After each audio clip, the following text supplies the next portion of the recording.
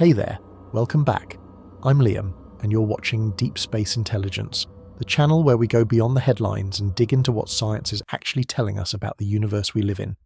If you're new here, pull up a chair, and if you've been with us for a while, you already know what we're about. We follow the evidence, we ask the uncomfortable questions, and we never stop being amazed by what's out there. Today, we're talking about a planet that, by everything we thought we understood about the cosmos, should not exist. Not in the way science fiction sometimes describes forbidden worlds, not in the poetic sense. Literally in the cold mathematical language of astrophysics, this planet breaks the rules. It violates the predictions of the most carefully constructed models our best scientists have built over decades of research. And yet, there it is, sitting in its orbit, glowing faintly in the infrared, entirely indifferent to our theories. Its name is TOI 5205b, and in April of 2026 the James Webb Space Telescope revealed something about it that made researchers at NASA, Carnegie Science, and universities across 3 continents stop and ask a question that doesn't come easily to scientists. They asked, what is this thing, and how in the universe did it get here? That question is what we're going to spend the next hour or so exploring together. We're going to start at the very beginning, with the stars themselves. Because to understand why this planet is so strange, you first have to understand the stars that most of the universe is actually made of. Not the blazing blue giants we see in dramatic photographs. Not even stars like our own sun. No, the real fabric of the Milky Way is woven from something smaller, cooler, and far more ancient. Something that burns so faintly you could look directly at the nearest one from Earth and see nothing at all. We're talking about red dwarf stars. And their story is the foundation of everything that follows. Look up at the night sky on a clear evening far from city lights, and you'll see thousands of stars. Some are bright and prominent, others are faint pinpricks at the edge of visibility. What almost none of them are, despite being the overwhelming majority of all stars in the galaxy, is red dwarfs. These stars are so intrinsically dim that not a single one is visible to the naked eye from Earth. They are everywhere and invisible at the same time, which is perhaps the most fitting metaphor for how science has treated them for most of the past century. In our Milky Way galaxy, roughly 75% of all stars are red dwarfs, classified astronomically as M-type or M-dwarf stars. 3 out of every 4 stars you would encounter if you could travel through the galaxy at random are these small, cool, reddish embers. The closest star to our Sun, Proxima Centauri, is a red dwarf. Of the 30 nearest star systems to Earth, scientists estimate that at least 20 of them are anchored by red dwarfs. They are not the exception, they are the rule. So what exactly is a red dwarf? Think of it as a star that chose the slow and steady path, where our Sun burns hot and bright and will exhaust its hydrogen fuel in roughly another 5 billion years. A red dwarf is miserly with its energy. It has a fraction of the Sun's mass, typically somewhere between 8% and 60% of solar mass. It burns at a surface temperature of only about 2000 to 3500 Kelvin, compared to the Sun's nearly 6000 Kelvin surface temperature. That's why they glow red instead of yellow-white. Less energy, lower temperature, different colour. But here's the extraordinary trade-off. Because they burn so slowly, red dwarfs live almost incomprehensibly long lives. A red dwarf with roughly a third of the Sun's mass could shine steadily for an estimated 10 to 14 trillion years. For context, the current age of the universe is approximately 13.8 billion years. We are, cosmically speaking, in the early morning hours of a universe that red dwarfs will still be quietly burning through, long after every star like our Sun has swelled into a red giant, shed its outer layers, and cooled into a white dwarf cinder. Red dwarfs are also extraordinary in terms of their planetary company. Statistical studies based on data from the Kepler Space Telescope and NASA's Transiting Exoplanet Survey satellite, known as TESS, have revealed that red dwarfs tend to host more planets, on average, than other types of stars. They are particularly efficient at accumulating small, rocky worlds. Astronomers have found that these low-mass stars are practically surrounded by compact planetary systems, with multiple rocky planets huddled in tight orbits, basking in whatever warmth their dim host can offer. But notice what's missing from that description.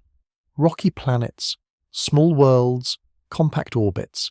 There is something conspicuously absent from the typical red dwarf planetary inventory, and it has to do with the sheer physics of how planets form in the first place. When astronomers and planetary scientists talk about where planets come from, they are fundamentally talking about two competing theories. Each one has strong evidence behind it, and each one makes different predictions about what kinds of planets can form around different types of stars. Understanding both of them is essential to understanding why TOI 5205b is such a profound puzzle. The first and most widely accepted theory is called core accretion. It is, in its broad strokes, a bottom-up story. A newly formed star is surrounded by a rotating disk of gas and dust, the raw material left over from the same cloud of interstellar matter that birthed the star itself. Within that disk, tiny particles of dust begin to collide and stick together. Over thousands and millions of years, those specks become pebbles. Pebbles become boulders. Boulders become planetesimals, and planetesimals eventually become planetary cores. It is a process of accumulation, of patience, of gravity slowly winning against chaos. For rocky planets like Earth and Mars, that's where the story ends. The cores grow to a certain size and then stop, left with whatever thin atmosphere the geological processes and volcanic activity can produce. But for giant planets, the story continues in a critical and dramatic way. Once a planetary core reaches a certain threshold mass, somewhere in the range of 5 to 15 Earth masses, something remarkable happens.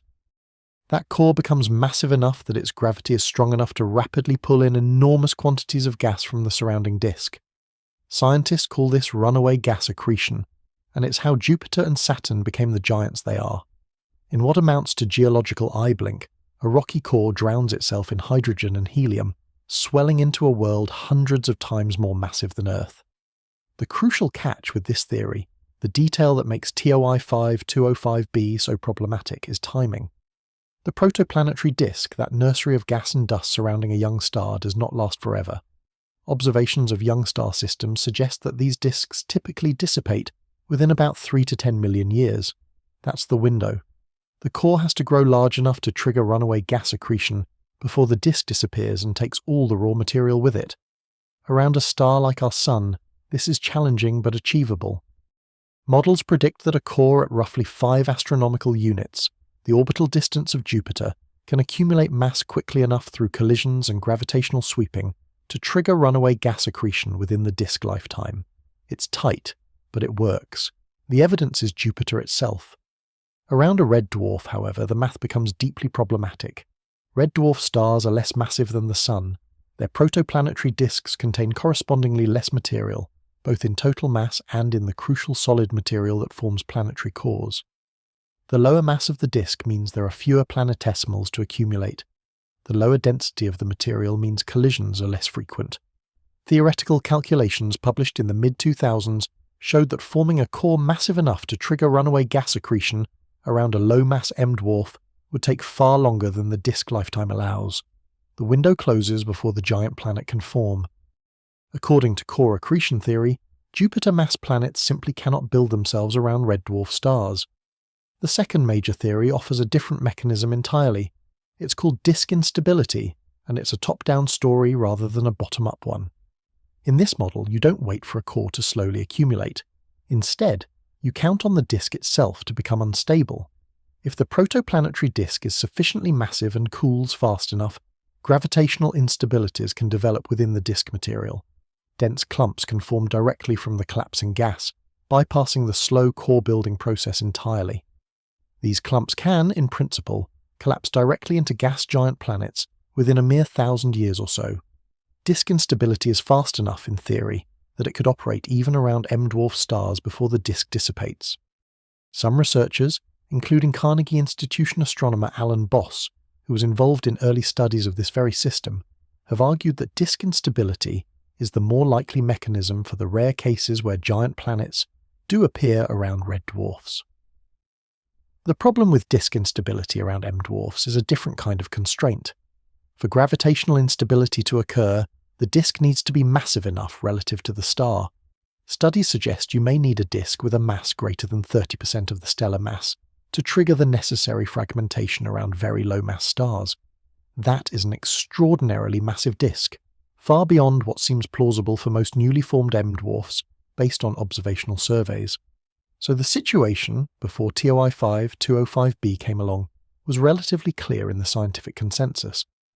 Red dwarfs might very occasionally host gas giant planets through one mechanism or another, but such planets should be extremely rare, and the conditions required to form them should be at the very edge of what physics allows, the desert zone.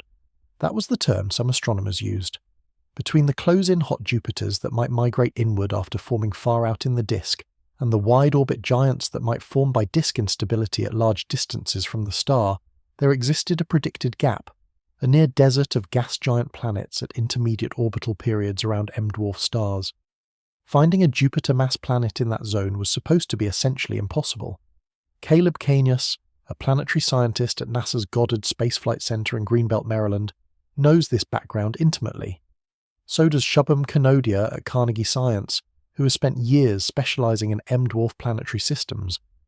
Both of them were part of the team that would eventually confront TOI 5205b, a world that arrived not with an explanation but with a challenge. The story of how TOI 5205b was found is itself a testament to the quiet efficiency of modern astronomical surveys. It began, as so many planetary discoveries now do, with NASA's Transiting Exoplanet Survey satellite. TESS is a space telescope launched in April 2018 with a deceptively simple mission. It stares at patches of sky and watches for stars that periodically dim very slightly. That dimming, if periodic and consistent, can indicate a planet passing in front of the star, what astronomers call a transit. It's a method that seems almost too simple to work at interstellar distances, and yet it has discovered thousands of planets and planetary candidates. TESS watches more than 200,000 stars simultaneously, scanning the sky in overlapping sectors. Most transits it finds are subtle. A planet the size of Earth crossing in front of a star like our Sun blocks only about 1/10,000th of the star's light.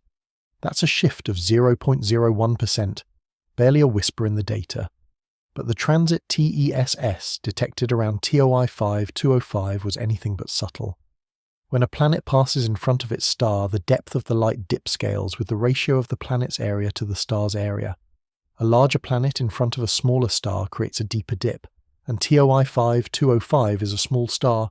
It's classified as an M4 type dwarf, near the middle of the M-dwarf spectral range. It has a radius of only about 39% of the Sun's radius, and a mass of roughly 39% of the Sun's mass. That's a compact object, about 4 times the radius of Jupiter. Now imagine a planet roughly the size of Jupiter, transiting a star only 4 Jupiter radii across.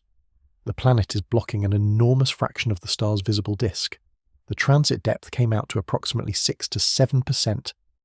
That means TOI 5205b, every 1.63 days as it swings around its host star, swallows nearly 1/15th of the star's total light output as seen from Earth. That is a colossal transit signal. For context, most detectable planetary transits produce dips of a fraction of a percent. This was a planet announcing itself at the top of its lungs. When Kanodia's team picked up that signal and began follow-up observations with ground-based telescopes, the scale of what they were looking at became clear. This wasn't a measurement artifact. This wasn't a binary star system mimicking a planet. Radial velocity measurements, which detect the gravitational wobble a planet imparts to its host star as it orbits, confirmed a planetary mass companion. The numbers solidified. A planet with about 1.08 times Jupiter's mass, a radius of roughly 0.94 Jupiter radii, an orbital period of just 1.63 days, a star tiny enough that its planet casts an outsized shadow across it with every revolution. The confirmation was published in the journal The Astronomical Journal in February 2023. Kanodia and his colleagues were careful with their language, precise and scientific. But the phrase they used to summarize the theoretical implications was unambiguous. Based on current understanding of planet formation, they wrote, TOI-5205b should not exist. It is a forbidden planet. That phrase, and the findings behind it, sent ripples through the exoplanet community. It was not the first time a giant planet had been found orbiting a red dwarf, but TOI 5205b combined several features that made it particularly striking. Its sheer size relative to its host star, its short orbital period, and the thoroughness of the observations all made it harder to explain away. And its transit depth made it an unusually attractive target for something that no previous telescope had been able to do with this kind of precision: read the atmosphere. Because confirming that TOI 5205b exists is, in the grand scheme of scientific understanding, only the beginning. Knowing a planet is there tells you about its mass and radius, its density, and its orbital dynamics. But it doesn't tell you what it's made of, how it formed, or what processes shaped it into the world it is today. For those answers, you need spectroscopy. You need to capture the light passing through the planet's atmosphere and decode the chemical fingerprints left by the molecules within it. Before the James Webb Space Telescope doing that for a planet orbiting a star 283 light-years away, around a dim M dwarf, would have been extraordinarily difficult or simply impossible. The Hubble Space Telescope made valiant attempts at atmospheric characterization of certain exoplanets, but its instruments were not optimized for the infrared wavelengths, where most atmospheric molecules leave their strongest signatures. Ground-based observatories struggle with interference from Earth's own atmosphere, which absorbs many of the very wavelengths astronomers most need. Webb changes everything about this calculation. It was designed from the ground up with exoplanet atmospheric spectroscopy as one of its core scientific objectives. Positioned at the second Lagrange point, about 1.5 million kilometers from Earth, it operates at temperatures near absolute zero, shielded from the sun by its enormous 5-layer sunshield the size of a tennis court. That extreme cold is essential, because the infrared light from distant planetary atmospheres is so faint that the telescope itself, if it were warm, would overwhelm the signal with its own thermal emission. Webb is, in a very real sense, a cold and patient eye looking at the universe in light that human eyes cannot see. Its primary instrument for transmission spectroscopy is the near-infrared spectrograph, known as NIR-SPEC. When a planet transits its host star, a tiny fraction of the star's light passes through the planet's atmospheric layers before reaching the telescope. Different molecules absorb different wavelengths of that light. Methane leaves signatures at specific infrared wavelengths, carbon dioxide at others, water vapor, carbon monoxide, hydrogen sulfide. Each molecule is like a unique barcode in the spectrum. By comparing the star's light profile when the planet is not transiting to the light profile when it is, and carefully subtracting one from the other, astronomers can extract the planet's atmospheric transmission spectrum, a record of which wavelengths were preferentially absorbed as starlight filtered through the atmosphere above. NIR-SPEC's prism mode, which the TOI 5205b team used, covers a wavelength range from about 0.6 to 5.3 micrometers in a single exposure. That's a broad sweep of near-infrared light covering the absorption features of several key atmospheric molecules simultaneously. It's efficient, and for a planet transiting a relatively dim star like TOI 5205, efficiency matters. Every photon counts. The team observed 3 separate transits of TOI 5205b using this configuration. Not just one, which might produce a noisy or ambiguous result. 3 transits, spread over time, which allowed them to check the consistency of their measurements and reduce the statistical uncertainty in their atmospheric retrieval. This is careful science. This is the kind of patience and rigor that distinguishes definitive results from intriguing hints. Before we get to what those 3 transits revealed, we should spend a moment understanding one of the hidden challenges of reading atmospheres around M-dwarf stars, a challenge the team confronted directly in their analysis and which shaped the interpretation of their results. It's a complication called stellar contamination, and it's one of the reasons that planets around red dwarfs are both scientifically rewarding and technically treacherous to study. Red dwarf stars are magnetically active. They have vigorous internal dynamos, and that magnetic activity manifests on the stellar surface as dark, cooler regions called star spots, which are analogous to sunspots on our own sun, and as brighter, hotter patches called faculae.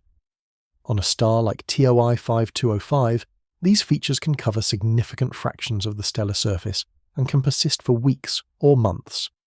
The trouble for atmospheric spectroscopy is that when a planet transits, it may cross over a star spot or miss one, and the spot itself emits a different spectrum of light than the surrounding stellar photosphere. If the planet passes over a star spot during transit, it occults a cooler, darker region, and the measured transit becomes slightly shallower than it would be otherwise. If the planet avoids a star spot that is present on the visible stellar disk but not in the planet's path, the unocculted spot contributes a spectrum slightly different from the overall stellar spectrum, distorting the measured transmission spectrum of the planet's atmosphere. Both effects can mimic or hide real atmospheric features or introduce spurious ones. In the TOI-5-205b data, the team found clear evidence of both types of stellar contamination.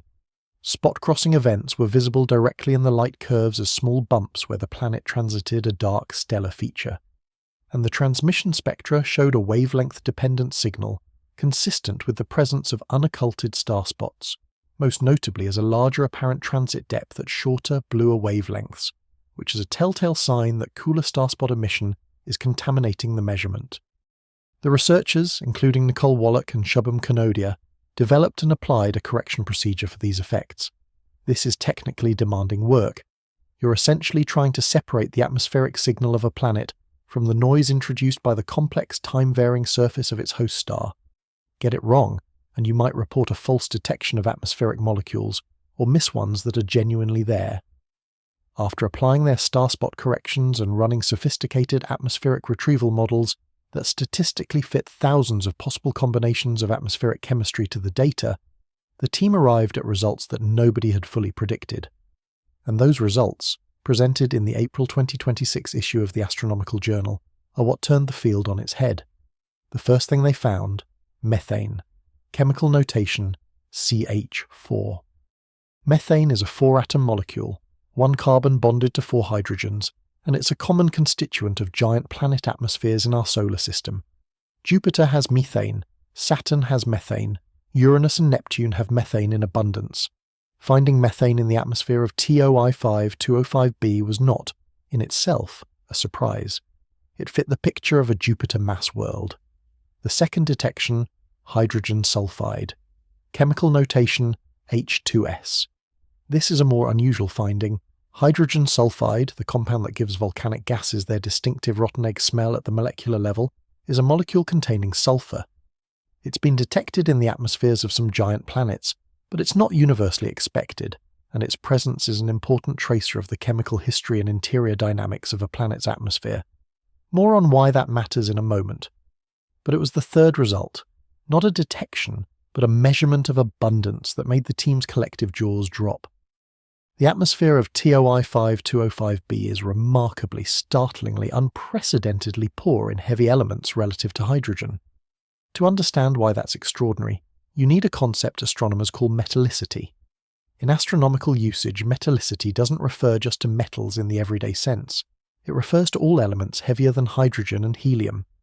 These heavier elements, oxygen, carbon, nitrogen, sulfur, silicon, iron, and everything else on the periodic table, are collectively referred to as metals in the astronomical vocabulary, even though most of them aren't metals at all in the chemical sense. Metallicity is a measure of how rich a star or a planet is in these heavy elements relative to hydrogen. When we look at the giant planets in our own solar system, they show a clear pattern. Jupiter, the largest, has an atmospheric metallicity estimated at 2 to 5 times the Sun's metallicity. Saturn has a somewhat higher enrichment. Neptune and Uranus have metallicities estimated at tens to hundreds of times solar. The general pattern, both in our solar system and across the broader exoplanet population, is that gas giant planets tend to have atmospheres that are enriched in heavy elements compared to their host stars. Theorists working within the core accretion framework expected this pattern and could explain it. During core accretion, you first build a solid, rocky core rich in heavy elements. Then you accrete gas on top of it.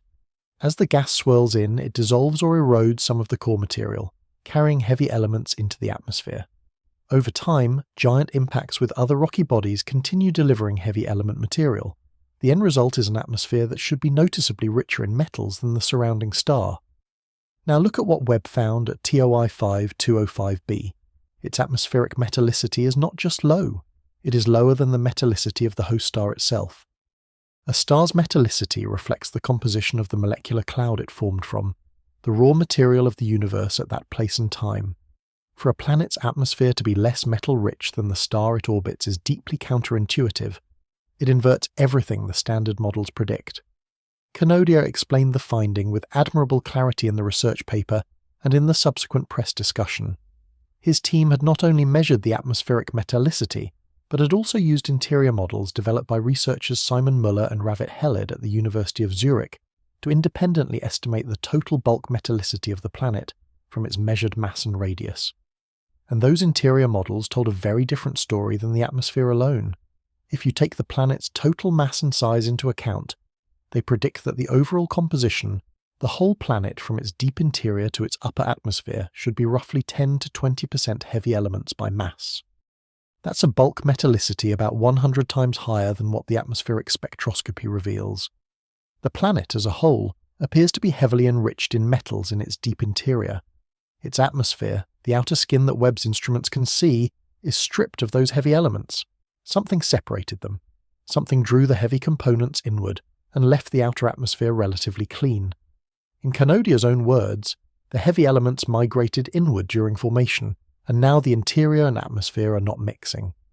The interior and the atmosphere are decoupled, a term that describes a state not commonly predicted or observed in current models. Most simulations of giant planet evolution assume a relatively well-mixed interior, especially for young or moderately young worlds. Complete stratification, where the heavy components sink and stay sunk without convective mixing bringing them back up, requires either specific compositional conditions at the boundary between the dense interior and the outer envelope, or physical processes that suppress the mixing that would normally occur. The result, as the team summarized, is a planetary atmosphere that is very carbon-rich and oxygen-poor. Methane, which is carbon-hydrogen, is there. Hydrogen sulfide is there. But the oxygen-rich species, the water vapor and carbon dioxide that models generally predict as major atmospheric constituents for a world in this temperature regime, appear to be considerably depleted. This chemical signature, high carbon relative to oxygen, has a specific name in planetary science. It's measured by the carbon-to-oxygen ratio, or C/O ratio. In solar system giant planets, the C/O ratio roughly tracks solar proportions. A markedly elevated C/O ratio would indicate unusual formation conditions, either formation in a part of the protoplanetary disk particularly rich in carbon-bearing ices, or loss of oxygen through sequestration into deep interior layers. Both possibilities carry profound implications for understanding this planet's birth. Think about what the protoplanetary disk looks like in terms of its chemical architecture. At different distances from the young star, different chemical species condense from the gas phase into solid ice. Water ice condenses beyond a certain distance known as the snow line. Carbon monoxide ice condenses at much colder temperatures further out in the disk. Carbon dioxide and other carbon-bearing molecules have their own condensation boundaries. These boundaries, these frost lines, are not just interesting chemical features. They are the assembly lines where planetary cores are built most efficiently, because solid material, ice and rock, is what planetary embryos accumulate. If TOI 205b formed in a region of its protoplanetary disk, where carbon-bearing ices were abundant but water ice was already locked into a deep interior during accretion, you might end up with a world that has an unusual carbon surplus in its outer envelope. Or if the planet formed normally, but then underwent early processes that sequestered its oxygen inventory deep into the core, the same carbon-rich, oxygen-poor signature might emerge. The data don't yet conclusively distinguish between these possibilities, but the very existence of this unusual chemical fingerprint is a scientific opportunity of the highest order. There is something remarkable about the moment we're in, scientifically. We are at a stage where we can not only detect planets around distant stars, but actually read the chemistry of their atmospheres and start reasoning backward about the conditions that produced them. This is the kind of planetary archaeology that seemed almost fantastical a generation ago, and Webb is making it real. And while I always encourage you to look at the primary research for yourself, to check the journal papers and the press releases from the institutions involved, because that's where the real substance lives, let me also say what's exciting about this moment from a broader perspective. The researchers themselves are being careful and rigorous. They're not claiming to have solved the mystery of TOI 205b. They're presenting data, describing what they measured, and articulating the questions that data raises. That's how science is supposed to work. So let's step back for a moment and look at the full picture of what makes this planet so scientifically potent. Because we've been building toward a convergence of puzzles. Puzzle number 1. This planet shouldn't exist at all under the dominant theory of planet formation. A Jupiter mass gas giant orbiting a red dwarf star with a period of just 1.63 days completing a full revolution in less than 2 Earth days, pushes against everything core accretion theory predicts. The disk around a star like TOI 5205 is predicted to have had too little material, too little time, and too little solid mass to build the planetary core necessary to trigger runaway gas accretion before the disk evaporated. Puzzle number 2. It exists not just at that improbable orbital location, but with an atmospheric chemistry that doesn't match any straightforward formation scenario. If it's somehow formed via disk instability, we might expect its atmospheric metallicity to roughly track the stellar metallicity, since disk instability produces planets directly from disk gas without necessarily building a heavy element-rich core first. But the detected atmospheric metallicity is actually lower than the star's own metallicity, which is unusual even by disk instability standards. Puzzle number 3. The interior and atmosphere appear to be fundamentally decoupled. The bulk composition inferred from mass and radius measurements implies a heavy element enrichment of 10 to 20% by mass.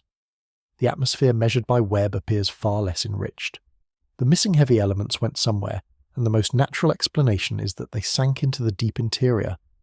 But maintaining that separation against the convective mixing forces that typically churn giant planet interiors requires unusual physical conditions that aren't fully understood. Puzzle number 4, and this one is less often discussed but scientifically important, involves the orbital location itself. At an orbital period of 1.63 days, TOI 5205b is a hot Jupiter, a giant planet baking in close proximity to its star. These worlds are thought to form far from their stars, well beyond the snowline where solid material is abundant, and then migrate inward through gravitational interactions with the protoplanetary disk or through dynamical encounters with other planets. That migration story is plausible in principle, but it raises the question of whether the conditions under which this planet formed, wherever it formed originally, can explain the atmospheric chemistry Webb now reveals. These 4 puzzles are not independent. They are connected threads in a single unresolved narrative about a planet whose very existence challenges the framework we have built to understand how worlds are born. And they make TOI 5205b not just a curiosity but a scientific instrument in its own right, a natural laboratory for testing and revising our models of planetary formation. The team led by Kanius and Kanodia is not done with this system. Nicole Wallach and Kanodia are continuing to refine their starspot correction methodology in a follow-up JWST observation program, targeting the same planetary system. Getting the stellar contamination correction exactly right is essential because the cleaner and more precise the transmission spectrum, the more reliably the atmospheric chemistry can be characterized. Future observations may reveal additional molecules, tighten the constraints on the carbon-to-oxygen ratio, and shed more light on whether water vapor is genuinely depleted in this atmosphere or whether it's being hidden by clouds or instrumental effects. The broader survey in which this work is embedded is called Red Dwarfs and the Seven Giants.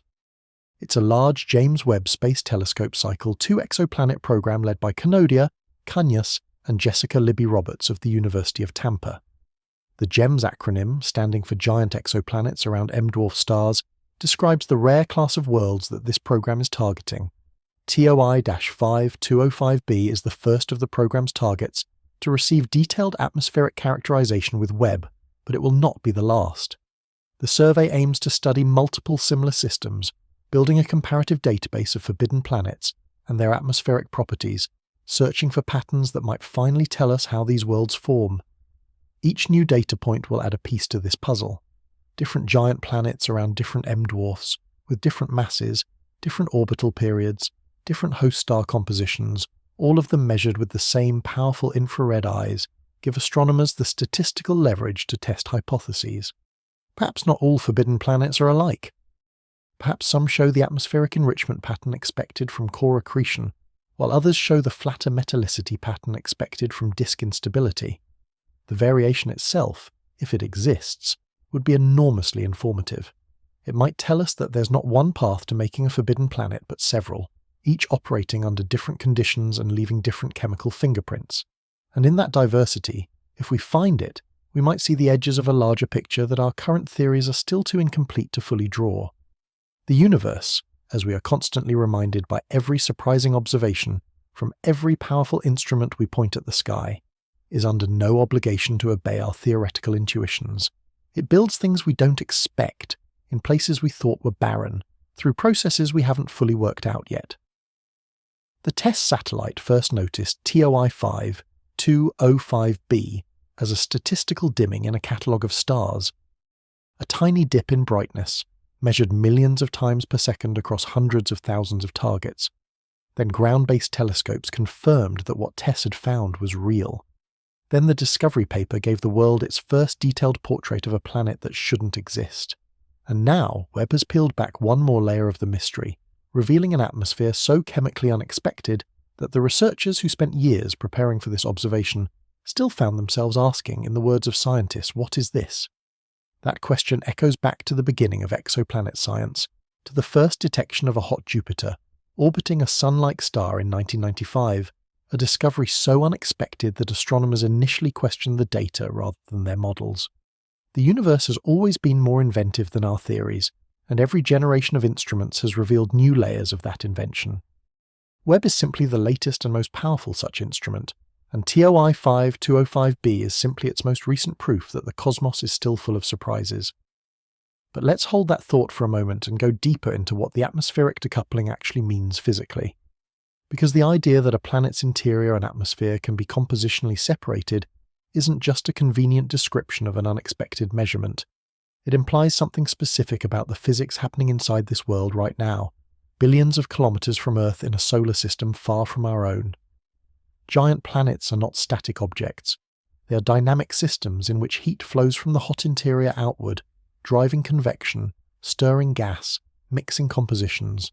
Jupiter, for instance, has an interior that's estimated to be around 20,000 to 30,000 Kelvin at its core, far hotter than the surface of the Sun. That heat flows outward and drives the turbulent atmospheric dynamics we can observe from Earth. The bands and zones, the Great Red Spot, the complex cloud decks at different altitudes. The convective mixing driven by that internal heat is generally expected to keep a giant planet's atmosphere in some form of chemical communication with the deep interior. For the interior and atmosphere of TOI 205b to be as compositionally decoupled as the Webb data suggests, something must be suppressing that communication. There are a few physical mechanisms that planetary scientists have discussed in analogous contexts. One involves a process called compositional or mean molecular weight stratification. If the deep interior contains significantly heavier molecular species, the density contrast between that heavy interior material and the lighter overlying atmosphere can create a stabilizing gradient that resists convection. Instead of hot, dense material rising and cooler material sinking in a well-mixed convective cycle, you get a layered structure that holds its stratification even as heat flows through it. Think of it like a very stable layer in Earth's atmosphere, where warm, less dense air sits atop cooler, denser air, and resists overturning even though the temperature gradient might normally drive convection. On giant planets, the same principle can operate but with composition, rather than just temperature driving the density contrast. Heavy element enrichment deep inside the planet could create exactly this kind of stabilizing gradient, locking the metal-rich material in the interior and maintaining a cleaner, lighter atmosphere above it. This scenario has been invoked in discussions of Uranus and Neptune in our own solar system, both of which appear to have unusual internal structures that may involve compositional layering that suppresses deep convective mixing. If TOI 205b is an extreme version of this phenomenon, it would connect the physics of forbidden exoplanets to questions about ice giants in our own solar neighborhood. Another possibility is that the planet formed through a process that naturally concentrates heavy elements in the interior from the start, without requiring subsequent sinking. In certain disk instability scenarios, the direct collapse of a gas clump can be accompanied by rapid grain settling, where dust and heavier particles rain downward through the collapsing fragment, forming a core enriched in solids before the surrounding gas envelope has even fully accreted. If this process were efficient enough, you might end up with a planet that is born already stratified, its heavy element inventory locked in the interior from the earliest stages of formation. Distinguishing between a planet that was born stratified and one that formed more uniformly, and then differentiated over time, requires understanding the timescales of these processes, which are deeply uncertain for a world like TOI 205b.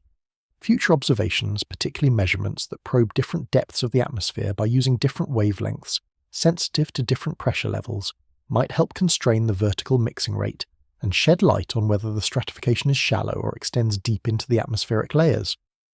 What we can say with confidence, based on the 2026 Webb results, is that TOI 5205b is not behaving like any giant planet we've characterized in detail before. It doesn't match Jupiter, it doesn't match Saturn, it doesn't match the pattern of atmospheric enrichment seen in the hot Jupiters studied by earlier telescopes. It is genuinely novel, and novelty in planetary science is always either a treasure or a warning, and sometimes both at once. Now, stepping back to appreciate the instrument that made this characterization possible, the James Webb Space Telescope was nearly 3 decades in the making from initial concept to first light. Launched on Christmas Day, 2021, aboard an Ariane 5 rocket from the Guiana Space Center in Kourou, French Guiana, it completed a tense month-long journey to its orbital station at the second Lagrange point, before spending another 6 months deploying its mirror, cooling its instruments, and calibrating its systems. The science community watched every step with the kind of barely suppressed anxiety that comes from knowing that billions of dollars and decades of work are balanced on a sequence of engineering maneuvers, each of which had to work perfectly the first time. Webb's primary mirror spans 6.5 meters across, assembled from 18 hexagonal beryllium segments, coated with a thin layer of gold selected for its excellent infrared reflectivity. That mirror collects 7 times more light than Hubble's primary mirror. At the infrared wavelengths where exoplanet atmospheric science is most richly rewarding, Webb's sensitivity is orders of magnitude beyond what any previous space telescope could achieve. For TOI 5205b, Webb didn't just detect an atmosphere, it characterized one. It measured specific molecular abundances.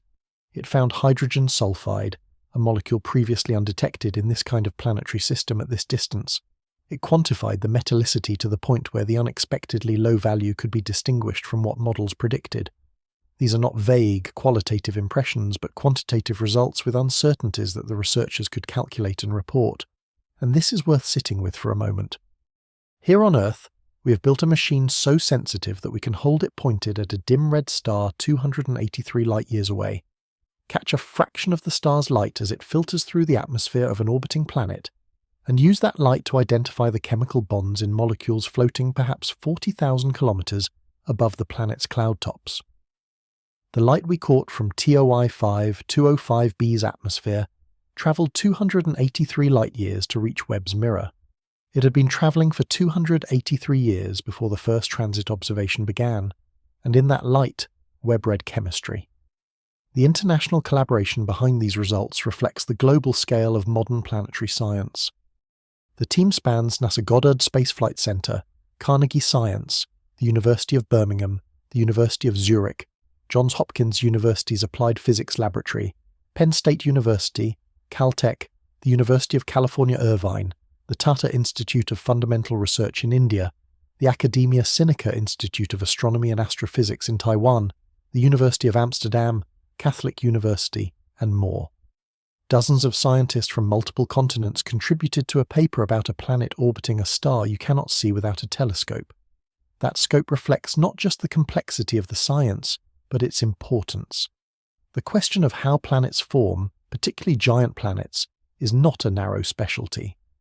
It is a foundational question for understanding how common planetary systems are across the universe, how frequently the conditions for life might arise, and what our own solar system's history looks like in the broader context of planetary formation across the Milky Way. Every forbidden planet we find and characterize adds a data point to that enormous question. The GEMS survey is now positioned to build the sample that TOI 5205b alone cannot provide.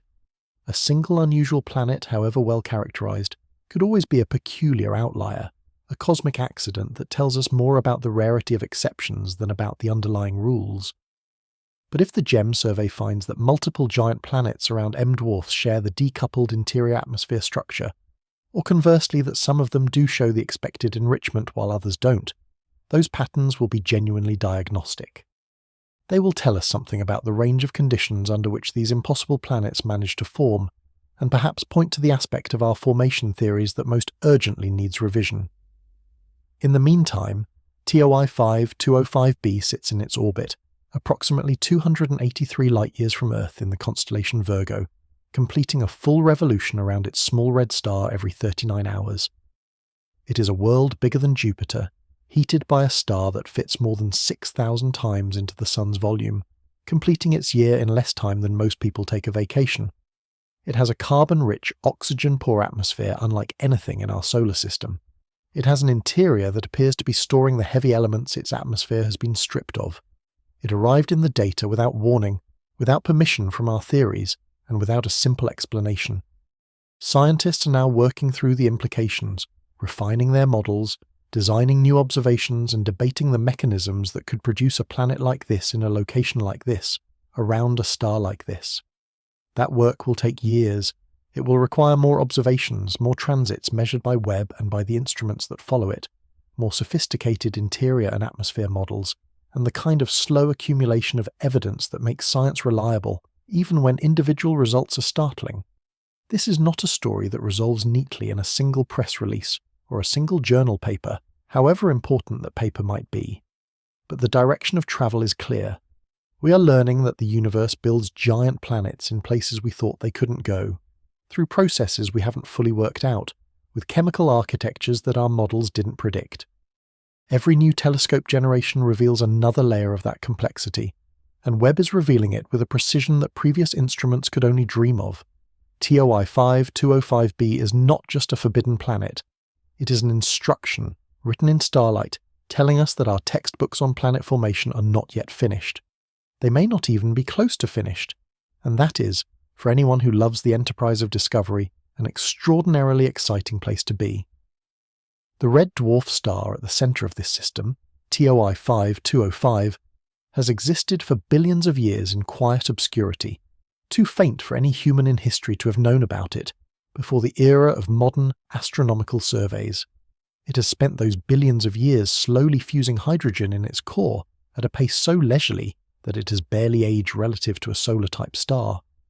Around it, in that tight inner orbit, TOI 5205b has been tracing its rapid, relentless path, a planet that shouldn't be there completing its impossible orbit day after day, year after year, century after century. It waited for us to look, and when we finally looked, and looked carefully enough, it told us something that no one had predicted, and everyone is still trying to understand. The observations from Webb's NIR SPEC instrument represent the most detailed chemical portrait ever taken of this class of planet around this class of star. But they are, in the larger sense, just the beginning of that portrait. Each set of observations adds detail. Each correction for stellar contamination brings the true atmospheric signal into sharper focus. And each new constraint on the atmospheric chemistry narrows the range of formation scenarios that could have produced this world. There are still deep uncertainties in the current data.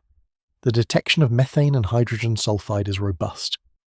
But the precise carbon-to-oxygen ratio remains somewhat uncertain, partly because constraining it well requires clear detections of both carbon-bearing and oxygen-bearing molecules, and the oxygen-bearing species like water and carbon dioxide are either absent or substantially depleted in this atmosphere.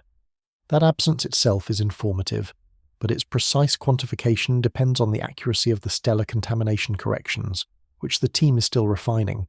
It's worth pausing here to talk about what it actually means, in a practical scientific sense, to perform atmospheric retrieval on a world like this. When the team collects the transmission spectra across 3 transit observations, they're not looking at a clean, isolated planet spectrum. They are looking at the difference between starlight filtered through a planetary atmosphere and starlight alone. The signal of the atmosphere, relative to the full brightness of the star, is extraordinarily small. We're talking about fractional changes in brightness, at the level of parts per million to parts per thousand, depending on the atmospheric feature and the wavelength. Extracting that signal cleanly requires careful data reduction, precise calibration of the detector's sensitivity, and corrections for any time-varying systematics in the instrument itself. Atmospheric retrieval then takes that cleaned transmission spectrum and asks, what combination of atmospheric temperature, pressure, and chemical composition would produce a spectrum that looks most like what we measured? This is a fundamentally inverse problem. You're working backward from the observation to infer the cause. And because many different combinations of atmospheric properties can produce similar-looking spectra, retrieval algorithms use statistical sampling methods, typically Bayesian inference, to map out not just a single best-fit atmosphere, but a distribution of possibilities, each with its own probability based on how well it matches the data. The results are therefore not single, crisp numbers. They are probability distributions with associated uncertainties. When Kanodia and colleagues say the metallicity is lower than the stars, they mean that across the range of atmospheric models that fit the data reasonably well, the heavy element abundance consistently points to values below what the host star's composition predicts.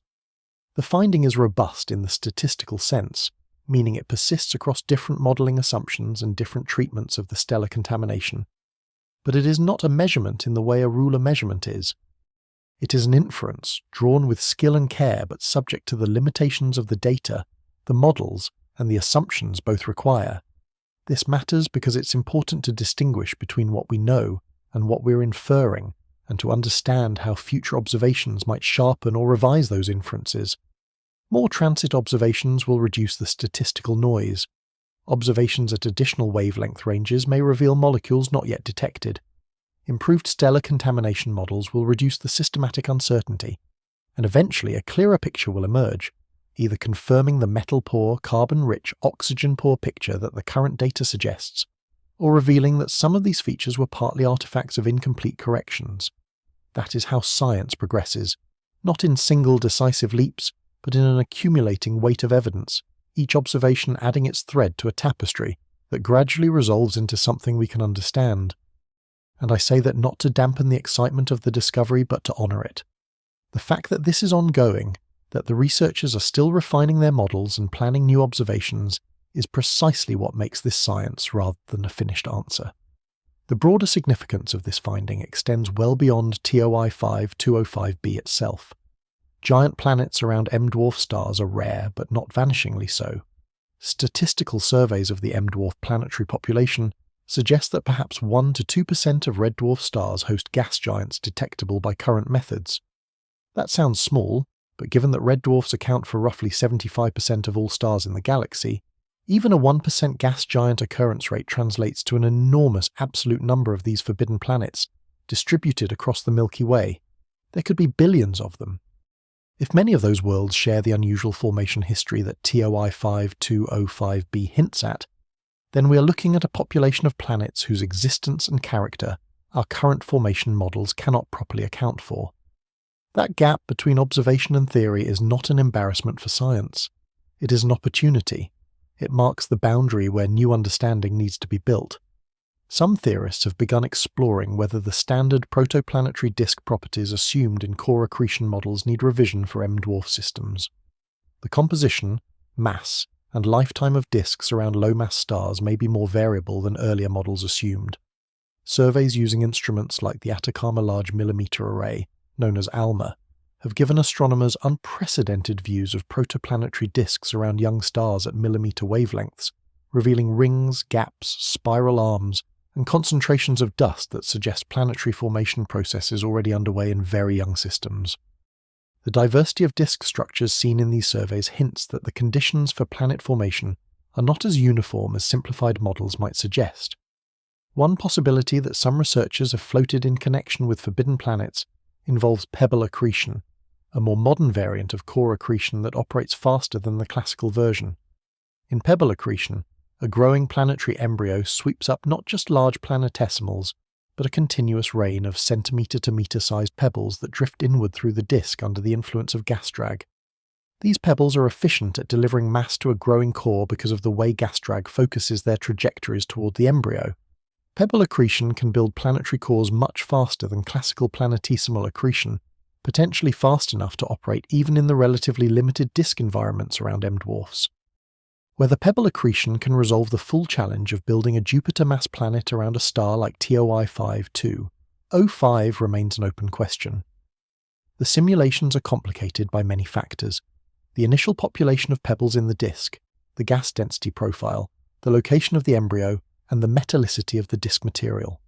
But the fact that pebble accretion speeds up the core building timeline has made it an attractive mechanism for explaining the occasional giant planets that observational surveys keep finding around low-mass stars. Another line of thinking involves planet-planet mergers, or gravitational scattering in systems that originally contained multiple large planetary embryos. If two or more sub-Jupiter mass objects formed in separate locations within the disk and then underwent gravitational scattering, the resulting merged body, or the survivor of a close encounter, might end up at an orbit like the one TOI 5205b currently occupies. This kind of dynamic assembly could concentrate heavy elements in a surviving merged body in ways that aren't fully predicted by either core accretion or disk instability in their standard forms, potentially contributing to the unusual interior structure now observed. These ideas are not mutually exclusive. The real formation history of TOI 5205b might involve elements from several different mechanisms operating in sequence or in combination. Planet formation is, after all, a chaotic process. It depends on the stochastic details of disk physics, turbulence, gravitational interactions between growing bodies, and the timing of disk dispersal, none of which are perfectly predictable even with the best current simulations. The very rarity of gas giants around M-dwarfs may itself be the result of multiple competing factors that only occasionally conspire to produce one. What the Webb observations have done is give us a detailed chemical portrait that any successful formation theory now has to match. It's not enough to explain how a Jupiter-mass planet might form around a red dwarf in some general sense. The theory has to explain why this specific planet has a metal-poor, carbon-rich atmosphere, why its interior appears to contain the heavy elements its atmosphere lacks, and why those two reservoirs have remained chemically isolated. That is a more demanding test, and it is exactly the kind of discriminating constraint that separates theories that are merely plausible from theories that are actually right. Let's also think about what this tells us more broadly about our position in the universe's story of planet formation. We live on a planet orbiting a G-type yellow dwarf star, which is actually somewhat unusual in the galactic context. Most of the planets in the universe, if they follow the statistical patterns we observe even approximately, orbit red dwarfs. Most of the planetary systems in the galaxy are systems built around stars far dimmer and cooler than our own Sun. We look out at the sky and see Jupiter and Saturn, and we build our theories of planet formation around the example of our own solar system, as if it were a template. But the solar system is not the template. It is one data point among what may be trillions. The real universe of planetary systems is populated overwhelmingly by compact configurations around M-dwarfs, little rocky worlds nestled close to faint red stars, completing their years in days, baked and irradiated and shaped by magnetic environments our own Earth barely glimpses during solar maximum. And occasionally among those compact rocky families, there is a giant, a forbidden world that somehow accumulated enough mass to pull in a gas envelope and grow into something like Jupiter, even though the physics of its birthplace, according to our best current models, should have made that impossible. Every time we find one of those giants, and now characterize its atmosphere with the incredible precision that Webb provides, we learn something that challenges the boundaries of our understanding. We learn that planet formation is more diverse, more creative, and more surprising than the textbook version suggests. We learn that the universe is not constrained by what is theoretically convenient. And somewhere in this vast network of red dwarf systems, this overwhelming majority of the galaxy's stellar population, there may be planets that our models haven't predicted in ways that matter even more deeply. Perhaps rocky worlds with unusual chemistry arising from formation in carbon-rich disk environments. Perhaps gas giants whose unusual compositions affect their habitability in ways we haven't considered. The study of forbidden planets like TOI 5205b is not just an academic exercise in stretching formation models. It is a window into the full range of conditions under which the universe builds worlds. I've been sitting with this story for a while now, and what strikes me most is not just the specific result, but what the result represents. A team of scientists across multiple institutions and countries spent years building up to this observation. They confirmed the planet's existence, characterized its basic properties, designed the Webb observing program, obtained 3 separate transits with a telescope 1 million miles from Earth, processed the data through sophisticated models, corrected for the complex and potentially misleading effects of a magnetically active star, and extracted a chemical signature so unusual that it rewrote the expected answer to the question of how this planet was built. That chain of work, that accumulated patience and expertise, is what yields a result like this. And the result is that a planet sitting in a solar system, 283 light-years away, orbiting a star our ancestors could never have seen, is now telling us something specific and quantifiable about the chemical environment in which it was born billions of years ago. That is, by any reasonable measure, one of the most extraordinary capabilities that science has ever developed. As the GEMS survey continues and as more of these forbidden planets yield their atmospheric secrets to Webb's infrared gaze, we will build a picture. It will be partial at first, full of gaps and uncertainties, but it will gradually fill in, and somewhere in that accumulating picture, the answer to the question of how TOI 5205b came to be will take shape. Not as a single dramatic revelation, but as the slow emergence of understanding from many observations, many models, and many revisions to theories that will ultimately be better for having been challenged by this improbable world. The red dwarf host star continues its ancient burn, quiet and crimson, 283 years of light travel distant. And in its glow, a giant planet completes orbit after orbit, its carbon-rich, oxygen-poor skies holding a record of a birth that happened long ago, under conditions that our best theories are still working to understand. Webb has read the first chapters of that record. The rest of the story remains to be deciphered, and what a story it is turning out to be. What began as a tiny dip in brightness flagged by a satellite scanning the sky for transiting planets has evolved into one of the richest planetary mysteries of this decade. The TESS satellite saw a shadow, ground-based telescopes confirmed a world, and Webb reached across 283 light-years of void to read the chemical autobiography written in that world's atmosphere. We are now at a point in the investigation where the initial shock of the discovery has given way to the deeper, more sustained work of understanding. The researchers aren't just asking whether this planet exists, or even what it's made of. They're asking how the universe could have built it, what physical processes conspired to place a giant planet in this location around this star, and what the unusual chemistry of its atmosphere tells us about those processes. Those are harder questions, questions that will take time, more data, and likely some genuine theoretical innovation to answer. But they are exactly the questions that matter. Because if we can understand how TOI 5205b came to be, we will understand something fundamental about the range of planetary formation processes operating across the galaxy. We will know whether these forbidden planets are genuine outliers, cosmic accidents born of rare and unlikely conditions, or whether they represent a population hiding in plain sight, waiting for instruments sensitive enough to find and characterize them. For now, the planet waits in its orbit, patient, unconcerned, glowing in the infrared, and on our end of the 283 light-year gap between us, the work of figuring it out continues. The planet's orbital period of just 1.63 days deserves more attention than it has received so far in this story. In the landscape of planetary science, a year that lasts less than 2 Earth days is not merely unusual.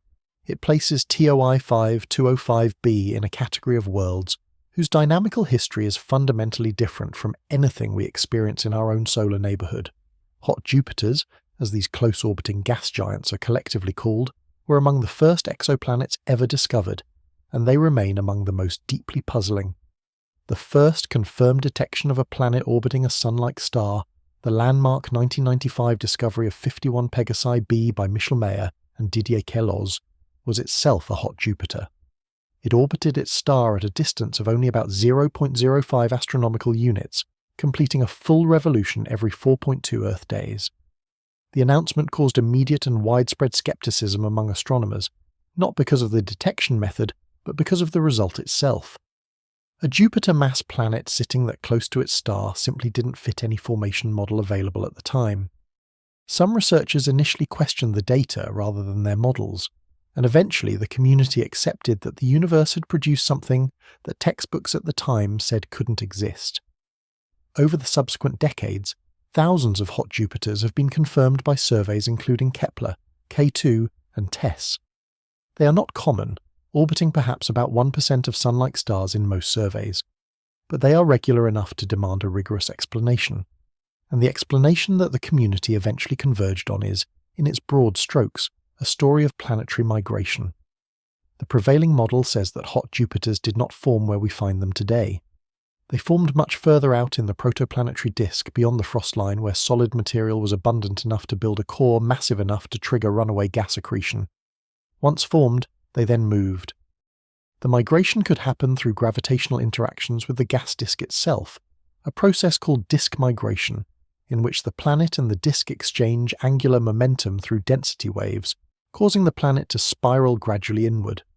Or it could happen through high eccentricity migration, in which gravitational scattering or secular interactions with other planets or a companion star first put the planet in a highly elliptical orbit, and then tidal interactions with the host star circularized that orbit at a smaller radius over millions of years.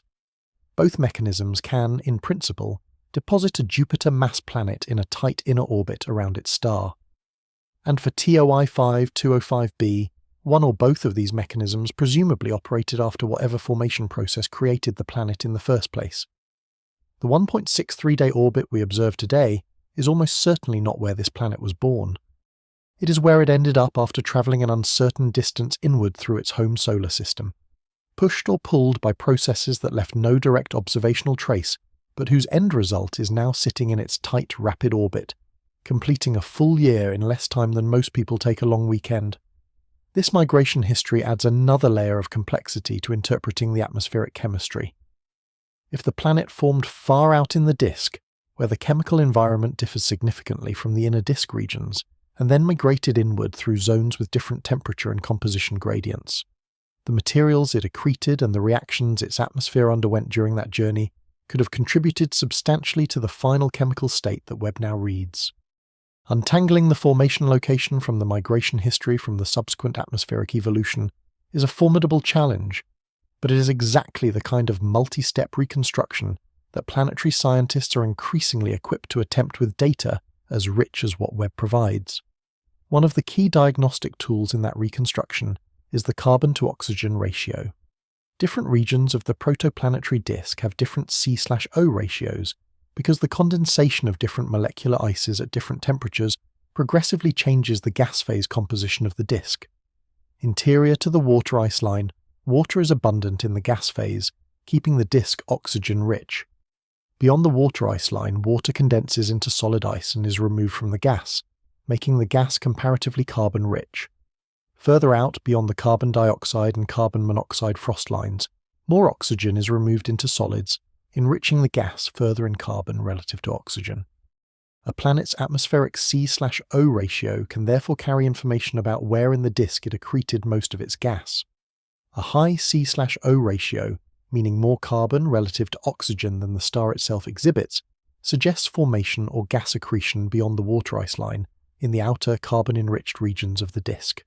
For TOI 5205b, the apparent depletion of oxygen-bearing species and the relatively high carbon inventory detected by Webb are consistent with either formation beyond the water ice line followed by subsequent inward migration, or with the sequestration of oxygen-bearing compounds deep into the planetary interior as heavy elements sank and chemically decoupled from the atmosphere. Both explanations predict a carbon-rich, oxygen-poor atmosphere. Distinguishing between them would require a more precise measurement of both the atmospheric C/O ratio and the oxygen budget of the interior, the latter of which is currently inaccessible to direct observation. This is one of the active frontiers of the field. With current instruments, we can characterize atmospheres relatively well for the best targets, but the interior of a planet, especially a warm gas giant several Jupiter masses in size, is not directly observable. We infer interior properties from the planet's bulk density, which we calculate from the mass measured by radial velocity observations and the radius measured by transit photometry. We can build models of what kinds of internal compositions produce that density at the calculated temperature and pressure conditions. But those interior models carry significant uncertainties, and they cannot yet resolve the difference between a compact rocky core with a small fraction of ices versus a more distributed heavy element inventory dissolved throughout the deep envelope. Future developments in this area may come from precise measurements of the planet's gravitational oblateness, the degree to which it is flattened at the poles due to rotation or tidal forces, which provides constraints on the distribution of mass inside it. With sufficiently precise observations accumulated over time, it may eventually be possible to characterize the internal structure of hot Jupiters well enough to test whether the heavy elements are concentrated in a central core or more uniformly distributed. Those constraints would go a long way toward distinguishing the possible formation scenarios for TOI 5205b and systems like it. For now, however, we work with what Webb can tell us from the outside, and what it tells us is that this planet's atmosphere is chemically distinctive, compositionally unusual, and physically decoupled from the interior in a way that none of the standard models predicted. That combination of clues is not a dead end. It is a map with several possible routes, and the work of the coming years will be to trace those routes carefully until one emerges as the most well-supported explanation. Let's turn now to another aspect of this story that deserves attention: what it means that this planet is so rare relative to red dwarf stars in general. We've established that red dwarfs are ubiquitous, comprising about 75% of all stars in the Milky Way. We've noted that statistical surveys suggest gas giants orbit perhaps 1 to 2% of M-dwarf stars detected by current methods. But that statistic carries important nuance worth unpacking carefully. The 1 to 2% figure is effectively a lower bound rather than a true occurrence rate. Transit surveys like TESS detect planets primarily through the geometric alignment required for a transit. The planet's orbit must be roughly edge-on as seen from Earth, and the closer the planet is to its star, the higher the probability of that alignment occurring by chance. For planets at wider orbits, the transit probability drops sharply with distance. This means that transit surveys are inherently biased toward close-in planets. The 1 to 2% occurrence rate of gas giants around M-dwarfs refers primarily to hot Jupiter-type systems, with short orbital periods, precisely because those are the ones transit surveys can reliably detect against the geometric odds. Giant planets at wider orbits, true analogues to Jupiter in our solar system sitting at 5 astronomical units rather than a fraction of 1, are nearly impossible to detect around M-dwarfs through transit observations alone. They would require geometrically improbable alignments and produce transit durations too long for most survey strategies. Radial velocity surveys, which don't require edge-on alignment, can probe wider orbit giants, but they are limited by the multi-year observation baselines required to detect long-period orbits, and by the measurement precision needed to detect the relatively small velocity signals that even Jupiter-mass planets exert on low-mass stars at moderate separations. What this means is that the true occurrence rate of giant planets around M-dwarfs, including those at orbital separations too wide for transit detection, is genuinely unknown and potentially substantially higher than the hot Jupiter fraction alone suggests. And if we are routinely discovering planetary systems that challenge our formation models, even with our current limited and biased detection windows, the challenge may be significantly more widespread in the galaxy than it currently appears. Some theorists argue that the occasional gas giant around an M-dwarf is simply the rare tail of the same distribution that produces hot Jupiters more commonly around more massive stars, planets that beat extraordinary odds through a combination of favourable initial conditions, an unusually massive disk, a rapid core building phase, and a timely accretion event before the disk dissipated. Others argue that the atmospheric properties of giants around M-dwarfs will systematically differ from those around Sun-like stars if they formed through different mechanisms, and that comparing atmospheric chemistries across a large sample of both populations will eventually reveal those systematic differences. This is precisely the scientific motivation behind surveys like GEMS. By building a sample of characterized giant planets around M-dwarfs and comparing them to the much larger catalogue of hot Jupiter atmospheric characterizations already assembled for planets around Sun-like stars, we can test whether forbidden planets are just rare accidents or genuinely different products of a qualitatively different formation physics. And this brings us to a topic that deserves its own careful treatment: what these findings mean for the search for life beyond Earth. I know that whenever we discuss exoplanets, the question of habitability tends to hover at the edges of the conversation. And while TOI 5205b is emphatically not a candidate for hosting life as we understand it, a gas giant with a carbon-rich atmosphere locked in a 1.63-day orbit is about as far from habitable as a planet can get. The broader implications for M-dwarf planetary systems are profound in this context. If red dwarfs, which make up 75% of the galaxy's stars, are capable of producing giant planets, then the question of what other planets might share those systems becomes genuinely important. In our own solar system, the formation and migration of giant planets had enormous effects on the smaller rocky worlds in the inner regions. Jupiter's gravitational influence is thought to have helped shape the asteroid belt, affected the delivery of water to early Earth through cometary impacts, and possibly stirred or depleted the inner system in ways that influenced the habitability of the terrestrial planets. Whether that influence ultimately helped or hindered the conditions for life on Earth remains debated among planetary scientists. But analogous dynamics would operate in M-dwarf systems that harbour gas giants, and those giants could be either stabilising or destabilising influences on any rocky planets that might occupy the much closer habitable zone of their dim host. The habitable zone of TOI 5205, the region around the star where temperatures could in principle allow liquid water on a rocky world surface, lies at a very short orbital distance given how dim this star is. A rocky planet in that zone would orbit with a period of perhaps a few weeks to a couple of months. Whether the presence of TOI 5205b, now orbiting at a 1.63-day period, well inside even the innermost portion of the habitable zone, has disrupted, cleared, or simply coexisted with other potential planets in that system is unknown. We don't know if TOI 5205 hosts other planets. It may, given the general tendency of red dwarfs to harbour multiple rocky worlds. Or the inward migration of TOI 5205b may have disrupted and ejected any rocky inner planets that once existed, leaving the habitable zone empty and scoured. These questions are scientifically legitimate and practically important for understanding whether M-dwarf planetary systems can serve as cradles for life. And they connect directly back to the mystery of TOI 5205b's formation. Understanding how and when this giant planet migrated to its current position and what it did to the rest of the system during that migration is part of the larger picture of whether this solar system was ever a place where biology might find a foothold on a smaller, cooler world. I want to take a moment here, as we move through the implications of this discovery, to share something I think is genuinely worth reflecting on. The Webb findings around TOI 5205b represent the very edge of our current knowledge. The paper is published and peer-reviewed, and the scientific community takes it seriously, but it also represents an early chapter in an ongoing investigation where the full story hasn't yet been told. As you follow this story and others like it, I'd encourage you to seek out the primary sources when you can. The paper by Canis and colleagues is publicly available on the Arxiv preprint server, and the journal version is in the Astronomical Journal. Carnegie Science and NASA Goddard published clear and accessible press releases explaining the findings in the researchers' own words. The language scientists use when describing their results is often more nuanced and carefully qualified than what appears in secondary coverage, and that nuance matters when deciding how confident to be in any given interpretation. Science benefits when its audience is engaged and questioning rather than simply receptive, and that goes for everything this channel presents as well.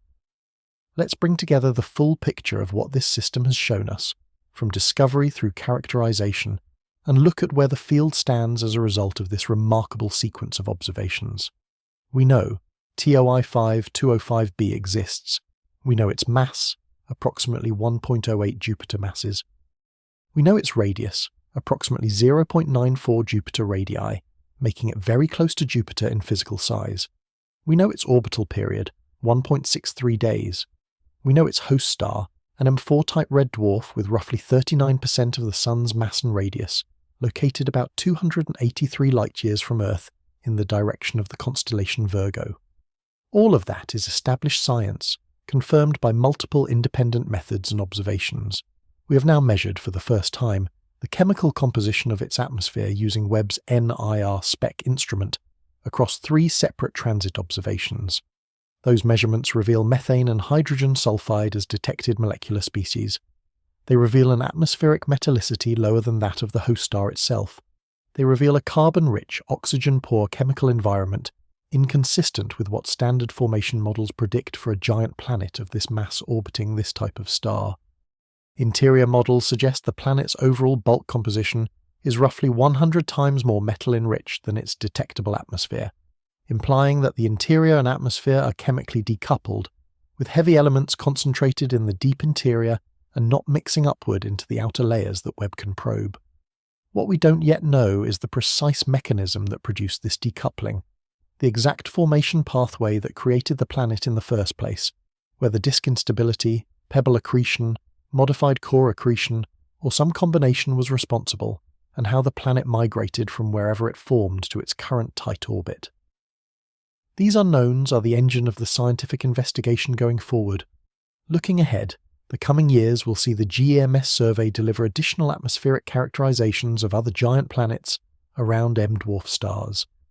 Some of those targets will likely show different atmospheric properties than TOI 5205b, which will help establish whether the metal-poor, carbon-rich signature is a general feature of forbidden planets or something specific to the formation conditions of this particular system? The comparative perspective across multiple targets will be invaluable for distinguishing among competing formation hypotheses. Beyond GEMS, future observing cycles with Webb will bring improved techniques, better stellar contamination corrections, and observations at additional wavelength ranges, including the mid-infrared using the MIRI instrument, which can probe deeper into the atmosphere and potentially constrain the thermal profile of the planet as well as its composition. Thermal emission measurements, which study the planet's own heat radiation rather than the transmission of starlight through its atmosphere, provide complementary information about the atmospheric temperature-pressure structure and can detect molecular species that transmission spectroscopy might miss or underestimate. Nicole Wallach and Shubham Kanodia are already refining the stellar contamination correction methodology in a dedicated follow-up JWST observation campaign targeting the same system. Getting this correction right is the technical frontier that separates plausible M-dwarf atmospheric measurements from truly trustworthy ones. The methods developed for TOI 5205b will be directly applicable to every other planet in the GEMS survey and to the broader field of M-dwarf atmospheric characterization. This is how science builds infrastructure as well as results. Each careful piece of technical work extends the reach and reliability of every subsequent observation. There is also a powerful complementary approach that does not require observing the planet's atmosphere at all.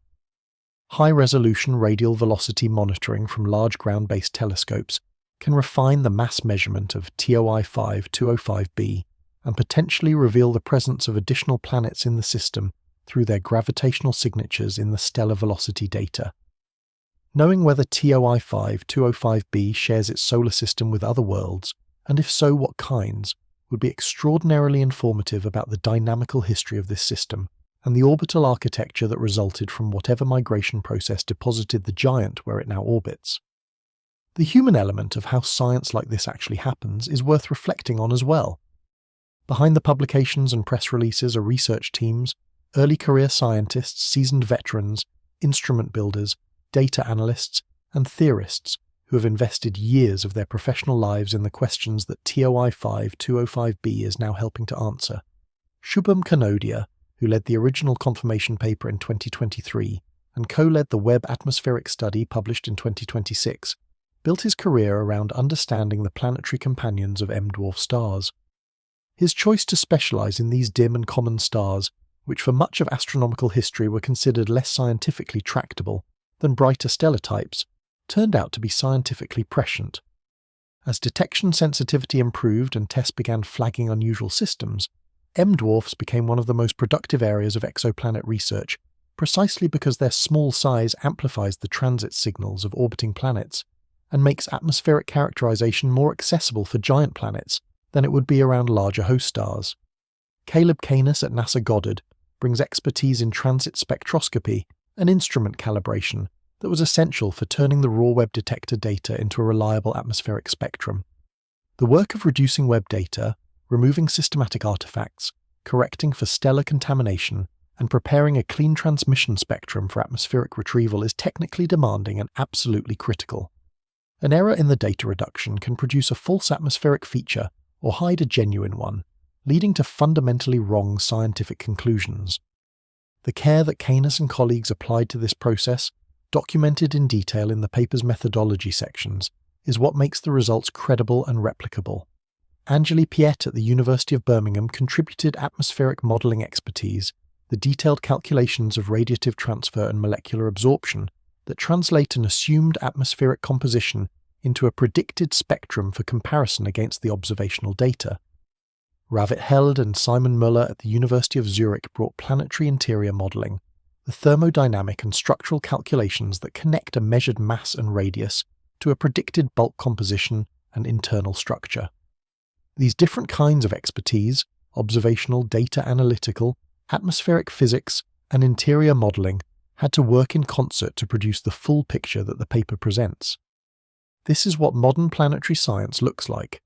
Large, international, multidisciplinary collaborations, where no single person or institution has all the necessary skills, and every contributing thread is essential to the integrity of the final result.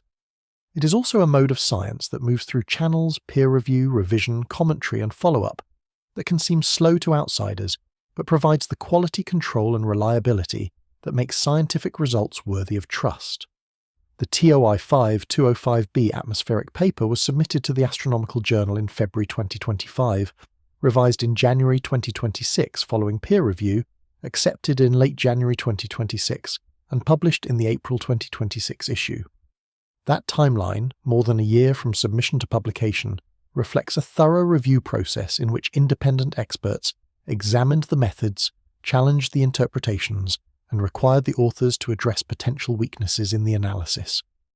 The published version is demonstrably stronger for that process, and the findings are more reliable for having been subjected to it.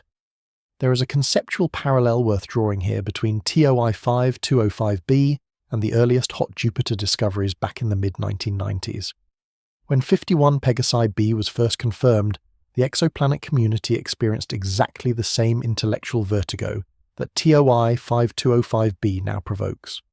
A Jupiter-mass planet very close to a Sun-like star was not predicted, not expected, and not immediately explainable by any theory then available. But the discovery did not disprove planet formation theory. It expanded it. The recognition that hot Jupiters form far out and migrate inward, the addition of disk migration and high eccentricity migration mechanisms to the theoretical toolkit, and the subsequent statistical characterization of the hot Jupiter population all emerge from the theoretical reckoning that followed that single surprising discovery. The expectation is that something analogous will unfold with forbidden planets around M dwarfs. The discovery of TOI 5205b and the Webb characterization of its atmospheric chemistry will drive an expansion of formation theory, a broadening of the allowed parameter space for giant planet formation, and ultimately a richer understanding of how planetary systems come to be across the full range of stellar environments the galaxy contains. The universe, as it did in 1995, is telling us to update our models, and the scientific community, as it did in 1995, is listening. Let's address something that comes up often when we discuss unusual discoveries. Whether a result this surprising might have a mundane explanation that the researchers haven't fully accounted for. It is a fair question, and it deserves a direct answer.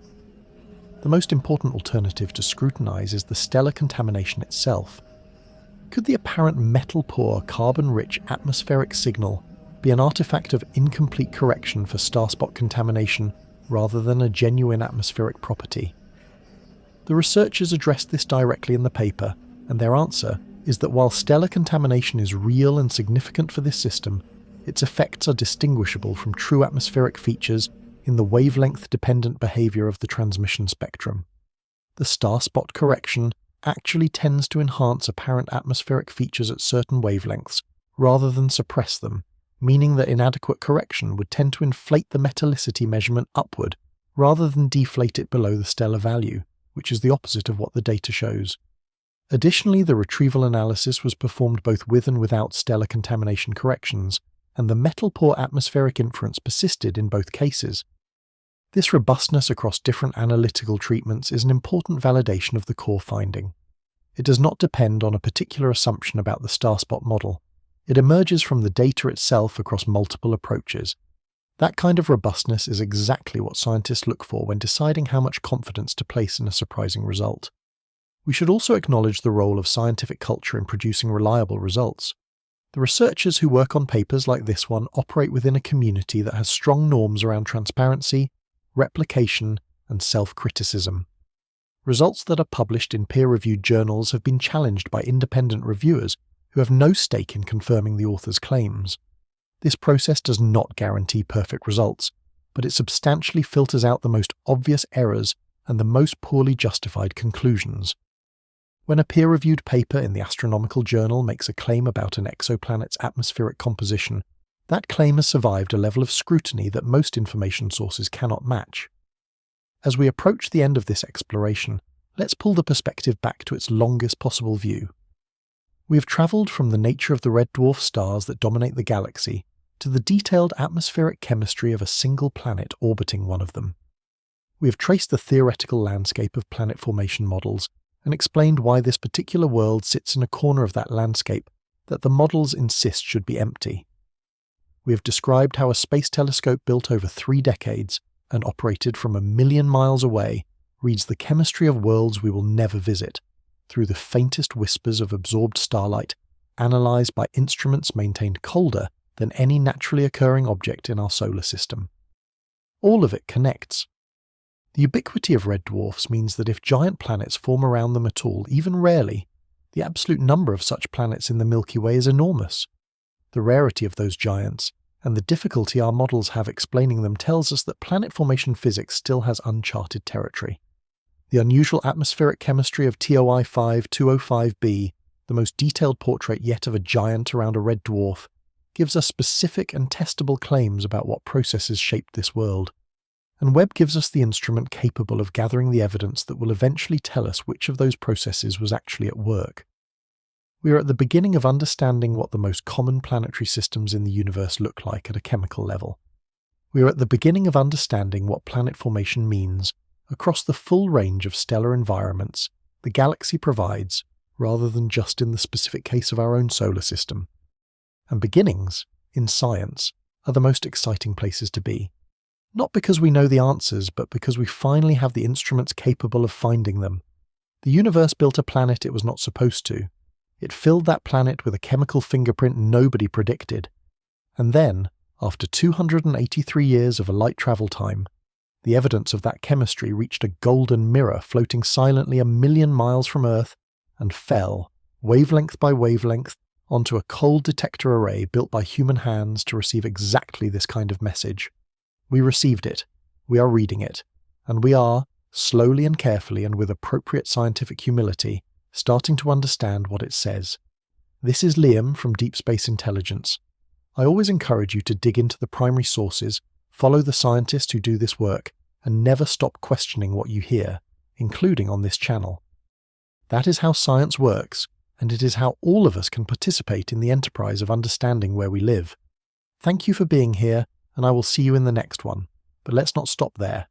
Let's go deeper into what this discovery means for the way we think about the chemical evolution of planetary systems more broadly.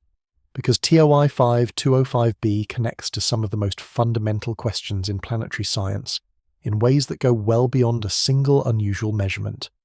The concept of chemical equilibrium in planetary atmospheres is one of those foundational ideas that gets tested every time a new atmosphere is characterized in detail. In a state of perfect chemical equilibrium, the composition of an atmosphere at any given temperature and pressure reflects the thermodynamically most stable configuration of the available atoms. Methane dominates over carbon monoxide at low temperatures in a hydrogen-rich environment. Carbon monoxide dominates at high temperatures. Water and carbon dioxide distribute themselves according to the same thermodynamic principles. Atmospheric retrievals typically incorporate equilibrium chemistry assumptions as a starting point, though sophisticated models also account for disequilibrium processes driven by photochemistry, vertical mixing and other dynamical effects. For TOI 5205b, the detected combination of methane and hydrogen sulfide at the atmospheric conditions its host star imposes is broadly consistent with chemical equilibrium in a hydrogen-dominated atmosphere at the temperatures expected in the observable pressure levels of the atmosphere. The real anomaly is not in the ratio of carbon species to each other, but in the overall depletion of oxygen-bearing species relative to what a solar or supersolar metallicity composition would predict. This oxygen depletion is what demands an explanation outside the realm of equilibrium chemistry, because no equilibrium process removes oxygen from an atmosphere without leaving some chemical trace of where it went. The oxygen must have been physically removed, either by sequestration into condensed phases in the deep interior, or by never being present in abundance in the outer envelope in the first place. This distinction between atmospheric depletion by sedimentation versus primordial composition connects to one of the most actively debated topics in exoplanet science: the question of how giant planet interiors are structured and how they evolve over time. In our solar system, the interior structures of Jupiter and Saturn remain actively studied and still uncertain in important ways despite decades of observations and multiple, dedicated spacecraft missions. Jupiter's interior, probed by the Juno spacecraft in remarkable detail since 2016, shows evidence of a diffuse, extended heavy element-enriched region, rather than the compact rocky core that older models predicted. This diffuse core, sometimes described as a fuzzy core or dilute core, is thought to be the result of planetary formation and subsequent mixing processes that smeared out what was once a more compact solid core. If Jupiter's interior has been substantially mixed over 4.5 billion years of tidal interactions, thermal evolution, and gravitational settling, then TOI 5205b's apparently decoupled interior and atmosphere represents either a planet that formed differently from Jupiter, or one that is young enough that mixing has not yet had time to erase the compositional stratification of its formation, or one in which some physical mechanism is actively maintaining the stratification against the mixing that would normally operate. The tidal environment of TOI 5205b is extraordinarily intense. At an orbital period of 1.63 days, the tidal forces exerted by the host star on the planet are enormous. Tidal forces distort the planet, heat its interior through tidal dissipation, and, over geological timescales, can synchronize the planet's rotation with its orbital period, leaving it tidally locked so that the same face always points toward the star. Whether TOI 5205b is already tidally locked is not observationally established, but at this orbital period, tidal locking timescales are short relative to the likely age of the system, making it a reasonable expectation. A tidally locked giant planet has a permanently illuminated day side and a permanently shadowed night side. The temperature contrast between these hemispheres drives powerful atmospheric circulation patterns, with hot gas rising on the day side, flowing toward the night side at high altitudes and returning at lower levels. This circulation can affect the distribution of chemical species around the planet and potentially transport materials between regions with different thermochemical conditions. The circulation patterns of hot Jupiter atmospheres have been extensively studied theoretically and are now being directly measured by Webb and other instruments through phase curve observations, which track the total brightness of the planetary system as the planet orbits, and different fractions of its heated and cooled hemispheres are visible from Earth. For TOI 5205b specifically, the orbital geometry around a red dwarf rather than a sun-like star changes the circulation dynamics. Red dwarfs emit most of their light at longer wavelengths than sun-like stars do, which affects how deeply stellar radiation penetrates into the atmosphere, altering the pressure level at which stellar heating is deposited, and consequently the structure of the atmospheric temperature-pressure profile. These differences in the atmospheric thermal structure feed back into the chemistry, since the relative abundances of methane and carbon monoxide, for instance, are exquisitely sensitive to atmospheric temperature at the relevant pressures. A planet orbiting a cooler, redder star will have a different temperature profile than one receiving the same total energy from a hotter, bluer star, with potentially significant consequences for its atmospheric chemistry and circulation.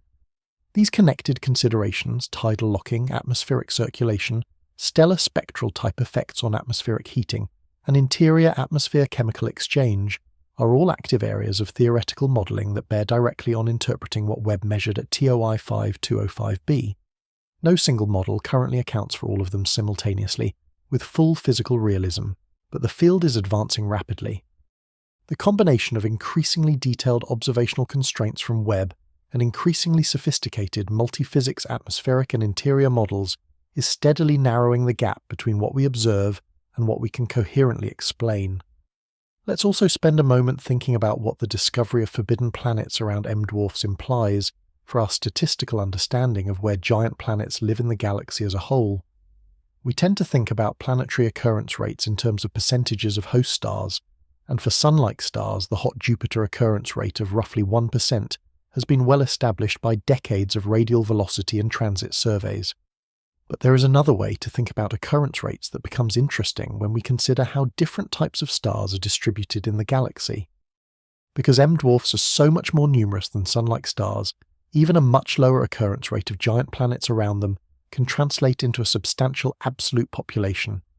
If 1% of sun-like stars have hot Jupiters, and 1% of M-dwarfs have them too, then there are roughly 3 times as many hot Jupiters around M-dwarfs in the galaxy, simply because there are 3 times as many M-dwarfs as sun-like stars.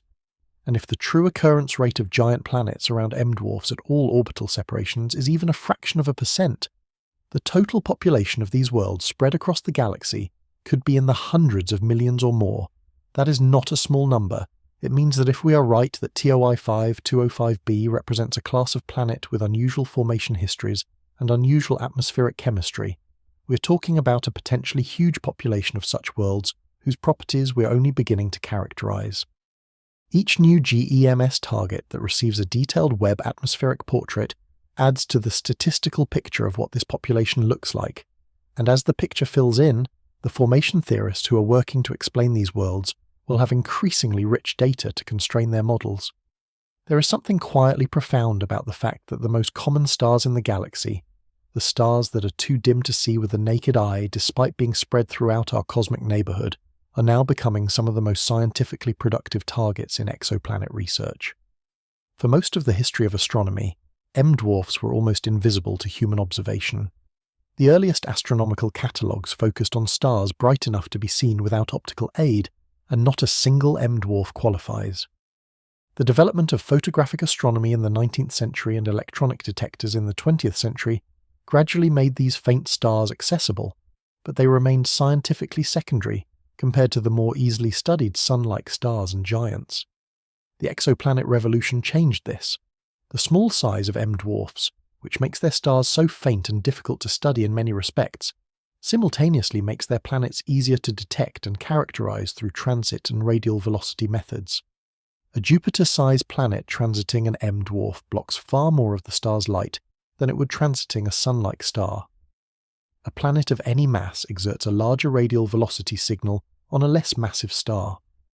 These geometrical and dynamical advantages, combined with the scientific interest in understanding planetary systems around the galaxy's most common stellar type, have made M-dwarf planetary science one of the fastest growing and most productive areas of contemporary astrophysics. Webb has accelerated this transformation enormously. By enabling detailed atmospheric characterization of planets around stars as faint as TOI 5205, Webb has opened a window into planetary atmospheres that no previous instrument could reach with this level of precision. The results coming from this window, of which the TOI 5205b atmospheric paper is among the most striking early examples, are reshaping our understanding of what kind of planets exist around M-dwarfs and how they compare to the better studied planetary population around sun-like stars. There is also a broader lesson in this story about the nature of scientific progress that I think is worth articulating explicitly. We often talk about scientific breakthroughs as singular moments, a single discovery that changes everything, and there are genuine examples of that, moments when an observation or an experiment so fundamentally contradicts existing understanding that the field must pivot quickly. The discovery of the expanding universe from galactic redshifts in the 1920s, the detection of the cosmic microwave background in 1965, the discovery of dark energy from supernova observations in 1998. But most scientific progress doesn't look like that. Most of it looks like what we've been describing today, the careful accumulation of observations, each one adding its thread to a tapestry that slowly resolves into something new. The discovery of TOI 5205b in 2022, its confirmation in 2023, the Webb atmospheric characterization in 2026, the ongoing refinement of those measurements, and the eventual revised formation theory that will emerge from all of this, none of those steps alone constitutes a revolution. Together, accumulated over years and contributed to by dozens of researchers across multiple institutions and countries, they constitute the slow, grinding, deeply rewarding work of actually understanding something that was previously mysterious. This is science as it is actually practiced, not as it is often portrayed. The drama is real, but it unfolds over years and decades rather than in a single moment of revelation. The individuals involved are real, their expertise is specialized and hard-won, and their contributions are collective rather than solo. And the result?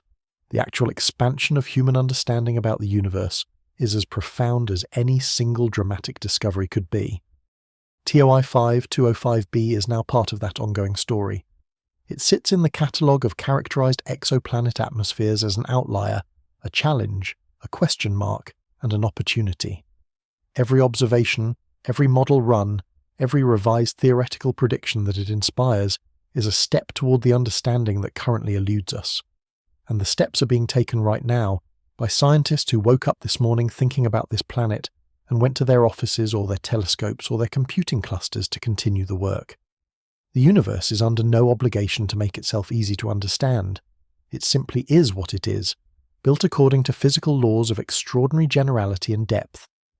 And we, on this small rocky planet orbiting a modestly sized yellow star in one arm of a spiral galaxy among hundreds of billions, have developed the mathematics and the instruments and the collective scientific culture to look outward into that universe and slowly, carefully, piece by piece, make sense of what we find. TOI 5205b is one more piece. It fits in the puzzle in a way that none of us fully understand yet, but we are working on it. And that, in the end, is what this whole enterprise is about. This is Liam from Deep Space Intelligence. Thank you for spending this time exploring the unknown with me. If this story has sparked questions you want to pursue further, I hope you will. The primary papers are out there, the scientists are reachable, the universe is patient, and understanding it, even a little more than we understood it yesterday, is one of the best things human beings do. I'll see you in the next one. Let me take you somewhere that science documentaries rarely go. Inside the quiet, patient reality of what it feels like to wait for data from a telescope a million miles away. The 3 transit observations of TOI 5205b were not collected in one session or one night. They were spaced over time, which is itself a scientific choice. Spreading observations across multiple epochs reduces the chance that any single unusual event, a flare on the host star, an instrumental glitch, a temporary thermal shift in one of Webb's systems, could corrupt the result. When 3 independent observations converge on the same atmospheric signal, each taken under slightly different conditions of stellar rotation phase and instrument state, the probability that the result is an artifact drops substantially. But those observations require scheduling coordination across an enormous system. Webb's observing schedule is planned months in advance, with each observation window constrained by the telescope's thermal stability requirements, the positions of solar system bodies, and the orbits of the target systems relative to Webb's orientation constraints.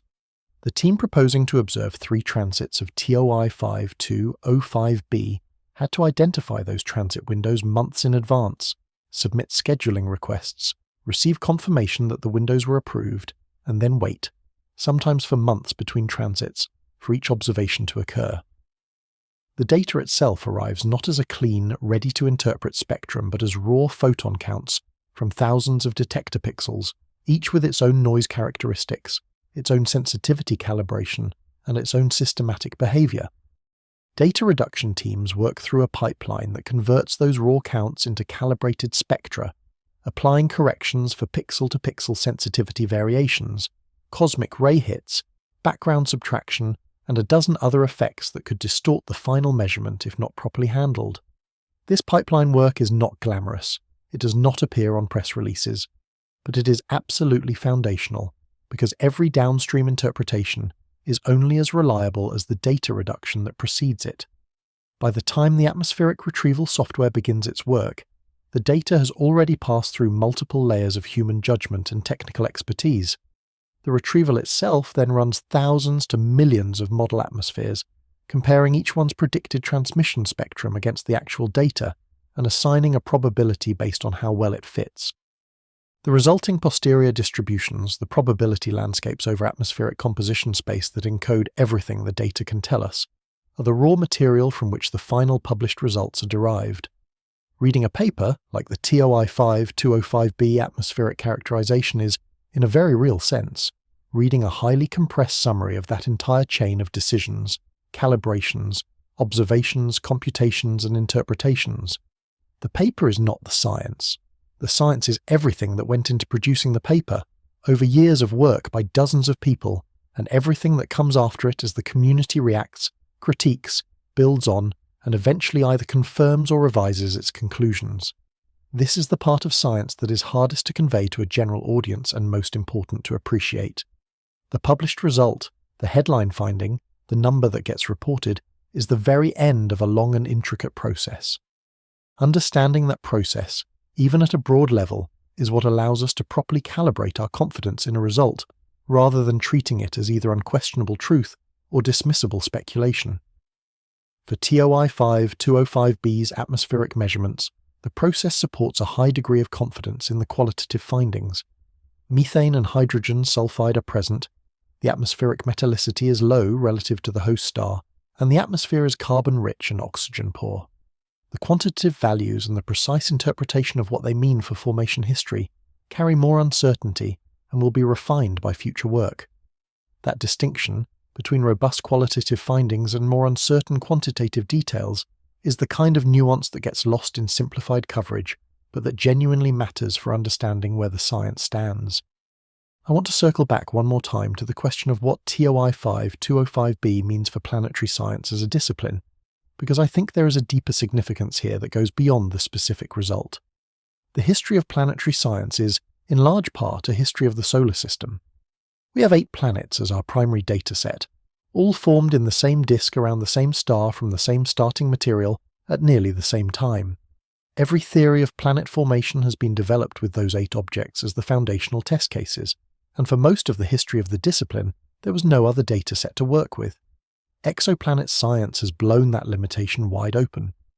We now have confirmed planetary populations numbering in the thousands, orbiting stars of every spectral type, at orbital periods from hours to years, with masses from less than Earth's to dozens of Jupiter masses. The parameter space of known planetary systems is orders of magnitude richer than the solar system alone could ever have provided. And with each new characterization, each new atmospheric measurement, each new constraint on interior structure or orbital dynamics, that parameter space becomes richer still. TOI 5205b adds a point in that parameter space that was previously empty. A Jupiter-mass planet with a metal-poor, carbon-rich atmosphere, orbiting a red dwarf star in a tight 1.63-day orbit, 283 light-years from Earth, formed in conditions we don't fully understand, through mechanisms our models struggle to explain, with a chemical fingerprint that suggests a decoupled interior that defies conventional predictions. That specific combination of properties has not been seen before, at least not in a system characterized in this kind of detail. It will not be the last time. As GEMS continues and as Webb's catalogue of atmospheric characterizations grows, the parameter space will continue to fill. Some of what fills it will confirm existing theories, some will challenge them, and some will require genuinely new thinking to accommodate. All of it is valuable. All of it is the science doing what science does, accumulating the observations that tell us what is actually out there, rather than what we expected or hoped to find. The universe, as the astrophysicist Neil deGrasse Tyson has often observed in a different context, is not obligated to make sense to us, but it is consistent. The same physical laws that govern the behavior of matter and energy in our solar system govern them 283 light-years away in the TOI 5205 system. The same quantum mechanics that determines how atoms absorb and emit light here determines how they do it there. And because the laws are universal, the data that Webb collects from a planet across hundreds of light-years is genuinely interpretable using the physics we have developed here on Earth. The universe speaks a language we can learn, even if learning it is slow and difficult and requires instruments of extraordinary precision to read. TOI 5205b is one page in a very long book that we are only beginning to read, and every page we turn tells us something that makes the next page more comprehensible. That is the nature of scientific progress. Not a straight line, not a single heroic act of discovery, but a vast collaborative conversation across time and space, building toward an understanding that no single generation will complete but that every generation can contribute to. The scientists who worked on this planet, the Carnegie researchers and the NASA team and the European and Asian collaborators, and the University of Zurich interior modelers, all of them contributed to that conversation. The instrument builders who spent careers engineering Webb's detectors contributed. The operations team at the Space Telescope Science Institute that schedules and executes the observations contributed. And in a smaller but genuine way, everyone who follows this science thinks about it, discusses it, shares it, and cares about what the universe is made of and how it came to be, contributes to the culture that makes this kind of science possible. We are all, in that sense, participants in the investigation. TOI 5205b orbits its red star, oblivious and ancient, completing its rapid circuit day after day in the dark. And here, 283 light-years away, we look and measure and think and slowly begin to understand. There's one more thread I want to pull before we close this chapter, and it involves the question of time itself. Not the orbital period of the planet, not the transit duration, but the deeper timescales on which this story plays out, both in the past and in the future. TOI 5205b formed billions of years ago, in a protoplanetary disk that no longer exists, around a star that was young and energetic in ways its current quiescent form doesn't reveal. The disk dissipated, the planet migrated, the system settled into whatever configuration it now occupies, and for all those billions of years the planet has been there, in its tight orbit, absorbing stellar heat, possibly tidally locked, its atmosphere maintaining whatever chemical state it has evolved into, entirely unknown to anyone. The light we use to study it has been travelling for 283 years. Some of the photons that Webb captured in its transit observations left the star around 1740 CE, decades before the United States existed as a nation, before the Industrial Revolution, before any human being knew that other stars had planets at all. Those photons crossed the interstellar void at the speed of light for 2 centuries and more, and arrived at Webb's golden mirror precisely when the telescope was positioned to receive them during a planetary transit.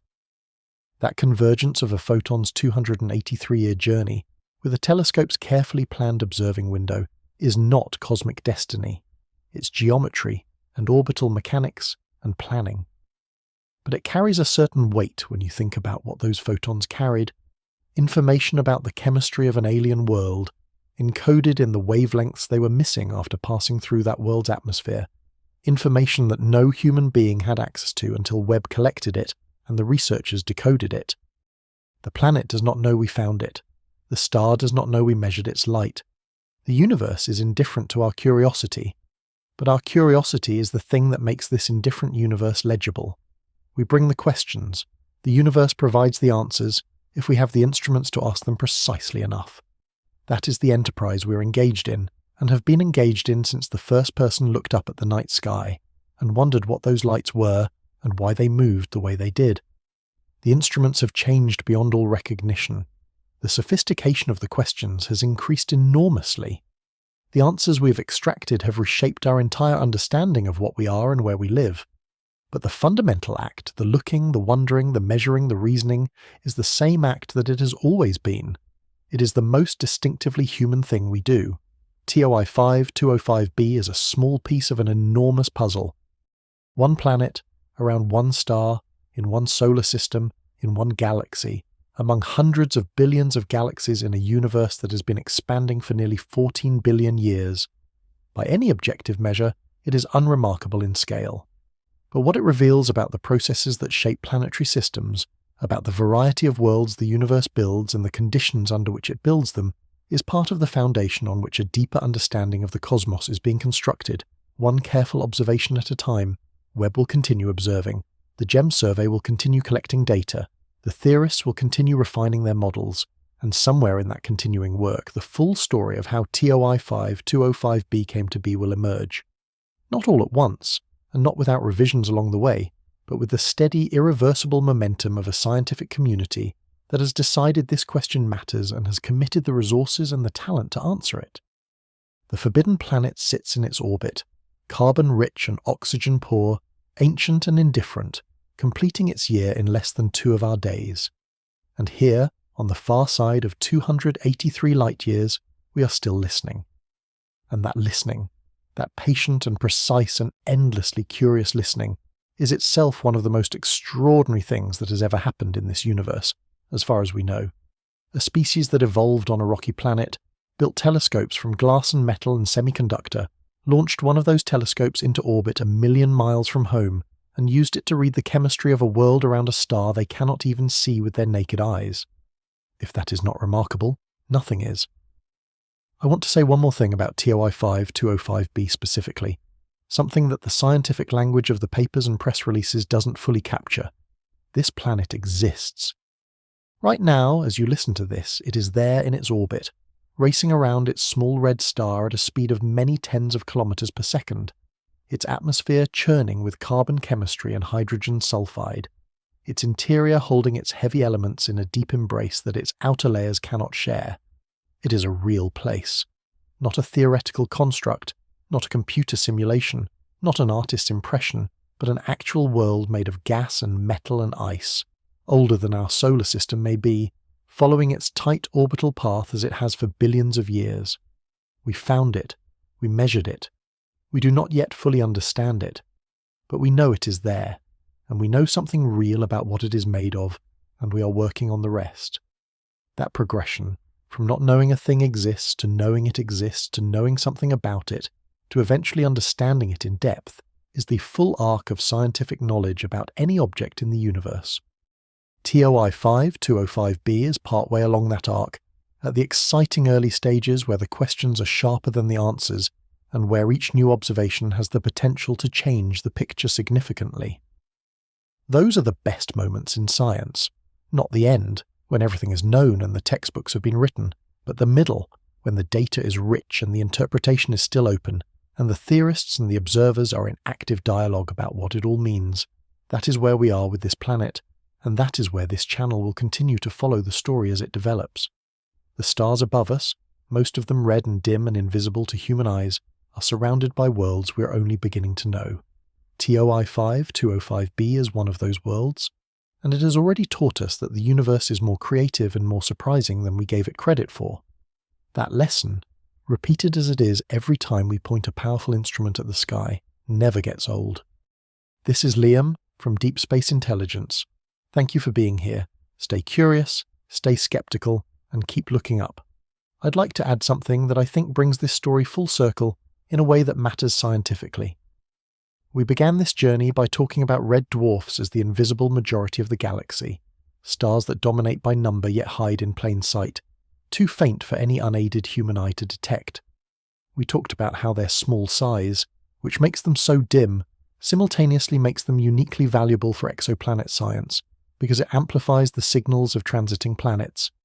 And we've spent considerable time with TOI 5205, one particular M4 dwarf, among the hundreds of billions in the Milky Way, distinguished from its countless siblings only by the planet it hosts and the scientific attention that planet has attracted. But there's something I want to draw out about what TOI 5205 itself tells us, beyond its role as the backdrop for TOI 5205b's story.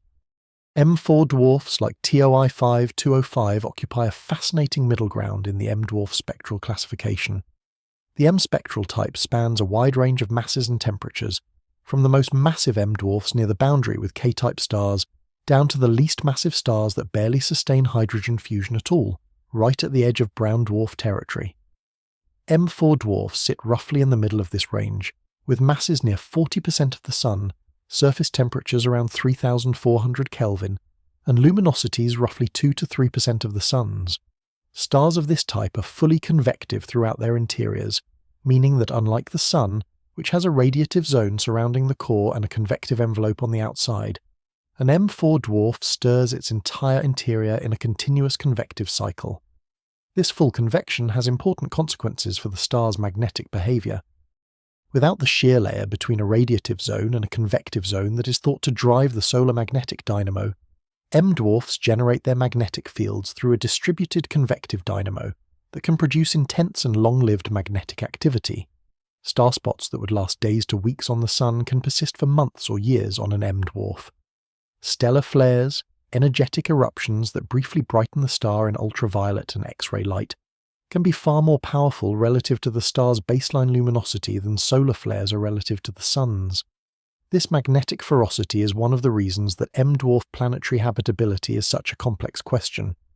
Planets in the habitable zone of an M-dwarf are close enough that they receive this intense magnetic bombardment, which can erode atmospheres, generate photochemistry that might be hostile to biology, and expose surface environments to radiation levels that would be lethal by Earth standards.